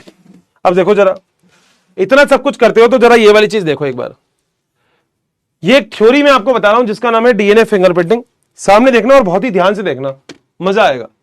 ये आपका डीएनए होता है, आप सब लोगों को पता है, और इसी तकनीक को हम डीएनए फिंगरप्रिंटिंग यानी कि डीएनए अंगुली छाप अभिक्रिया कहते हैं। सर बिल्कुल सही बात है। अब डीएनए अंगुली छाप अभिक्रिया में क्या क्या चीज होती है, देखो ये डीएनए होता है जो कि आपको सामने दिख रहा है, दोहरी श्रृंखला का दिख रहा है। 2 श्रृंखला डीएनए के अंदर पाई जाती है। एक के सामने थी एलिस जेफरी, ये साइंटिस्ट थे जिन्होंने सबसे पहले डीएनए अंगुली छाप जो अभिक्रिया थी, इस अंगुली छाप अभिक्रिया को बताया था। सर बिल्कुल सही बात है। आगे चलते हैं, ठीक है। अब ये पुलिस लाइन है, यानी कि कहीं पे भी अपराध हो जाएगा वहां पे कोई जा ही नहीं पाएगा। सर बिल्कुल सही है। अब देखो जरा क्या हो रहा है, ये अपराध शाखा है। अपराध शाखा में या तो हेयर का फॉलिकल ले लो, या स्किन ले लो, या फिर अब ब्लड ले लो, कुछ भी चीज आपको अपराध शाखा से मिलती है, आपका काम हो गया। सर बिल्कुल सही बात है, अपराध शाखा में ऐसे ही तो आता है, पुलिस वाले कहते हैं कोई नहीं जाएगा आगे, डंडा लगा देते हैं। बहुत बढ़िया, आपने सैंपल को कलेक्ट कर लिया, खून वगैरह कुछ भी मिल गया, सैंपल को ले गए सैंपल को फॉरेंसिक लैब में ले गए। सैंपल को लेने के बाद अब sample A B C 3 sample आपने ले लिए हैं, वहां पे कोई दिक्कत नहीं है। ठीक है सर, बहुत बढ़िया आ गया। ये छोटी छोटी माइक्रोपिपेट्स होती है, ठीक है, छोटी छोटी, इनमें आगे आप बाकी का प्रोसीजर कंप्लीट करते हैं। ठीक है, सैंपल ए ले लिया, सैंपल बी ले लिया, सैंपल सी ले लिया, और सभी का डीएनए अलग अलग है, कोई लोड वाली बात भी इसमें नहीं है। ठीक है, ठीक है सर, आगे चलते हैं। जैसे वीएनटीआर खंड होते हैं, variable number of tandem repeats होते हैं। देखो वही लिखा है वीएनटीआर, जो बार बार रिपीट होते हैं, वीएनटीआर टैंडम रिपीट, सब कुछ वही लिखा है, मगर इंग्लिश में लिख रहा है, कोई दिक्कत नहीं है, अपन ने तो हिंदी में पढ़ा है। ठीक है, इसका भी सैंपल में वीएनटीआर, इसका भी सैंपल में वीएनटीआर, हमने देख लिया कि कैसे कैसे था, कोई दिक्कत ही नहीं सर, मजा आ गया इस टॉपिक में तो। ठीक है दोस्त, अब आगे चलो। जब आपने तीनों के तीनों ले लिए तो अब क्या करेंगे, रेस्ट्रिक्शन फ्रेगमेंट, अब इसको काटेंगे। मैंने बोला था ना, छोटे छोटे खंडों में काटोगे। क्यों काटोगे, क्योंकि सारा बड़ा खंड तो आपके काम का है नहीं। तो जो तीनों सैंपल है, इन तीनों सैंपल को अब आप छोटे छोटे खंडों में काटोगे। देख लो जरा ध्यान से, देखो ऐसा ही हो रहा है क्या। देखो वो एंडोन्यूक्लियस एंजाइम है, बोला था जो बीच में से काटते हैं। ये एंजाइम क्या करेंगे, देखो डीएनए को छोटे छोटे खंडों में काट दिया। अब ध्यान से देखो, ए और सी वो कहीं ना कहीं मैच सेल दिख रहा है आपको। ठीक है, ये एडवर्टाइजमेंट भी बीच बीच में आ जाता है, कोई बात नहीं बेटा, कई बार एडवर्टाइजमेंट आ जाता है। बहुत बढ़िया अंकल जी, अंकल जी अभी पढ़ने दो, हमें डिस्टर्ब कर देते हो। हमने ये जो तीनों ब्लड के सैंपल थे, ये था देखो जेल इलेक्ट्रोफोरेसिस ए का, बी का, सी का, तीनों के सैंपल डाल दिए, ये जेल में रख दिया ना जेल में। देखो ऐसे ही बताया था, चैम्बर ऐसा ही होता है। सर मजा आ गया है तो ठीक बात है। अब जैसे ही जेल चलाओगे देखो डीएनए रन करेगा, ये देखो डीएनए आगे आगे जा रहा है, दिख रहा है ना। अब तुम्हें पता है जो सैंपल मैच करेंगे उन दोनों का डीएनए ही आपस में बराबरी में ही मूव करेगा, बाकी दोनों नहीं करेंगे। अब देख लो, जो भारी होगा वो पीछे रह जाएगा, जो हल्का होगा वो आगे जाएगा। भाई 10 किलो की गेंद फेंकोगे तो पीछे रह जाएगी, 5 किलो की रहोगे तो और पीछे, 3 किलो की और पीछे। ठीक है, ये जेल को तुम बाहर लिया है, जेल को बाहर लिया है, ये बाहर लाने के बाद तुम्हें पता लग गया। अब इस जेल को डीनेचर कर दिया, डीएनए की दोनों स्ट्रैंड को अलग अलग कर दिया। ठीक है सर, अब तुम कराओगे यहां पे क्या, यहां पे अब अटैच कराओगे। देखो निट्रोसेलुलोज फिल्टर पेपर पे तुम सारा सैंपल ले रहे हो, देखो देखो क्या लिखा है, सदर्न ब्लॉटिंग लिखा है ना, सदर्न ब्लॉटिंग, सदर्न ब्लॉटिंग करवा लो, गिन लो। मेम्ब्रेन के ऊपर सारा सैंपल आ गया, सारा सैंपल आ गया, प्रोब लगा दिए, प्रोब वहीं जुड़ेंगे, देखो जहां पे उसकी जगह होगी, देखो जुड़ रहे, देखो बड़ी फर्स्ट क्लास। अब भी नहीं समझ में आ गया बेटा, बेटा देखो मैं तो 3D वही पढ़ा रहा हूं जो 2D है। देख लो कुछ अलग चीज बताई क्या इसने, नहीं ना, मैंने बोला था तुमसे, अपन करके आया बेटा सारा काम ये। ठीक है, ये प्रोब लगा दिया, बहुत ही बढ़िया, प्रोब लगा दिया बहुत बढ़िया तरीके से। ऑटो रेडियोग्राफी करवा लो, प्रोब जुड़ गया, अब पेपर को फिर निकाल लो और ऑटो रेडियोग्राफी कर, देखो एक्सरे फिल्म। ठीक है, मशीन में ले जाओ इसको, ये रही, और मशीन में एक्सरे फिल्म लगा दो, और इस पे के ऊपर ये देखो, ये चमक आ गई। अब देखो तुम ध्यान से देखो, मैं रोक देता हूं, ध्यान से देखो। ए अपराध शाखा से मिला, बी और सी पे शक था। अब तुम बता दो यहां पे कौन सा अपराधी है, बी अपराधी है सी अपराधी। जिसको ये समझ में आ गया उसका एक कॉन्सेप्ट ही कंप्लीट हो गया। बता दो कौन अपराधी है, बी या सी। अगर तुम्हें आ गया तो बस बल्ले बल्ले है, फिर तो कोई लोड ही नहीं है। और ये टॉपिक अगर मैं समझा पाया तो मुझे बड़ी खुशी हो गई है। बताओ कौन है अपराधी।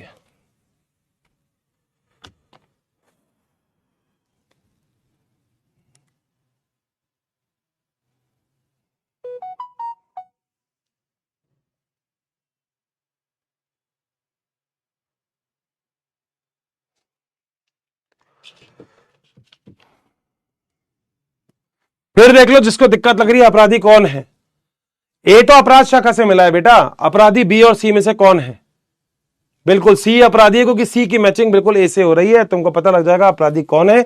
अगर मैं ये टॉपिक समझा पाया तो बहुत ही खुशी हुई मुझे, तुमको समझा के मजा आ गया। बस आज इतना ही पढ़ेंगे, एनसीईआरटी बच रही है और क्वेश्चन आंसर बच रहे हैं, वो अगली क्लास में देखेंगे। ठीक है, चलो बस मजा आया तो बता देना। Thank you so much, bye bye, take care.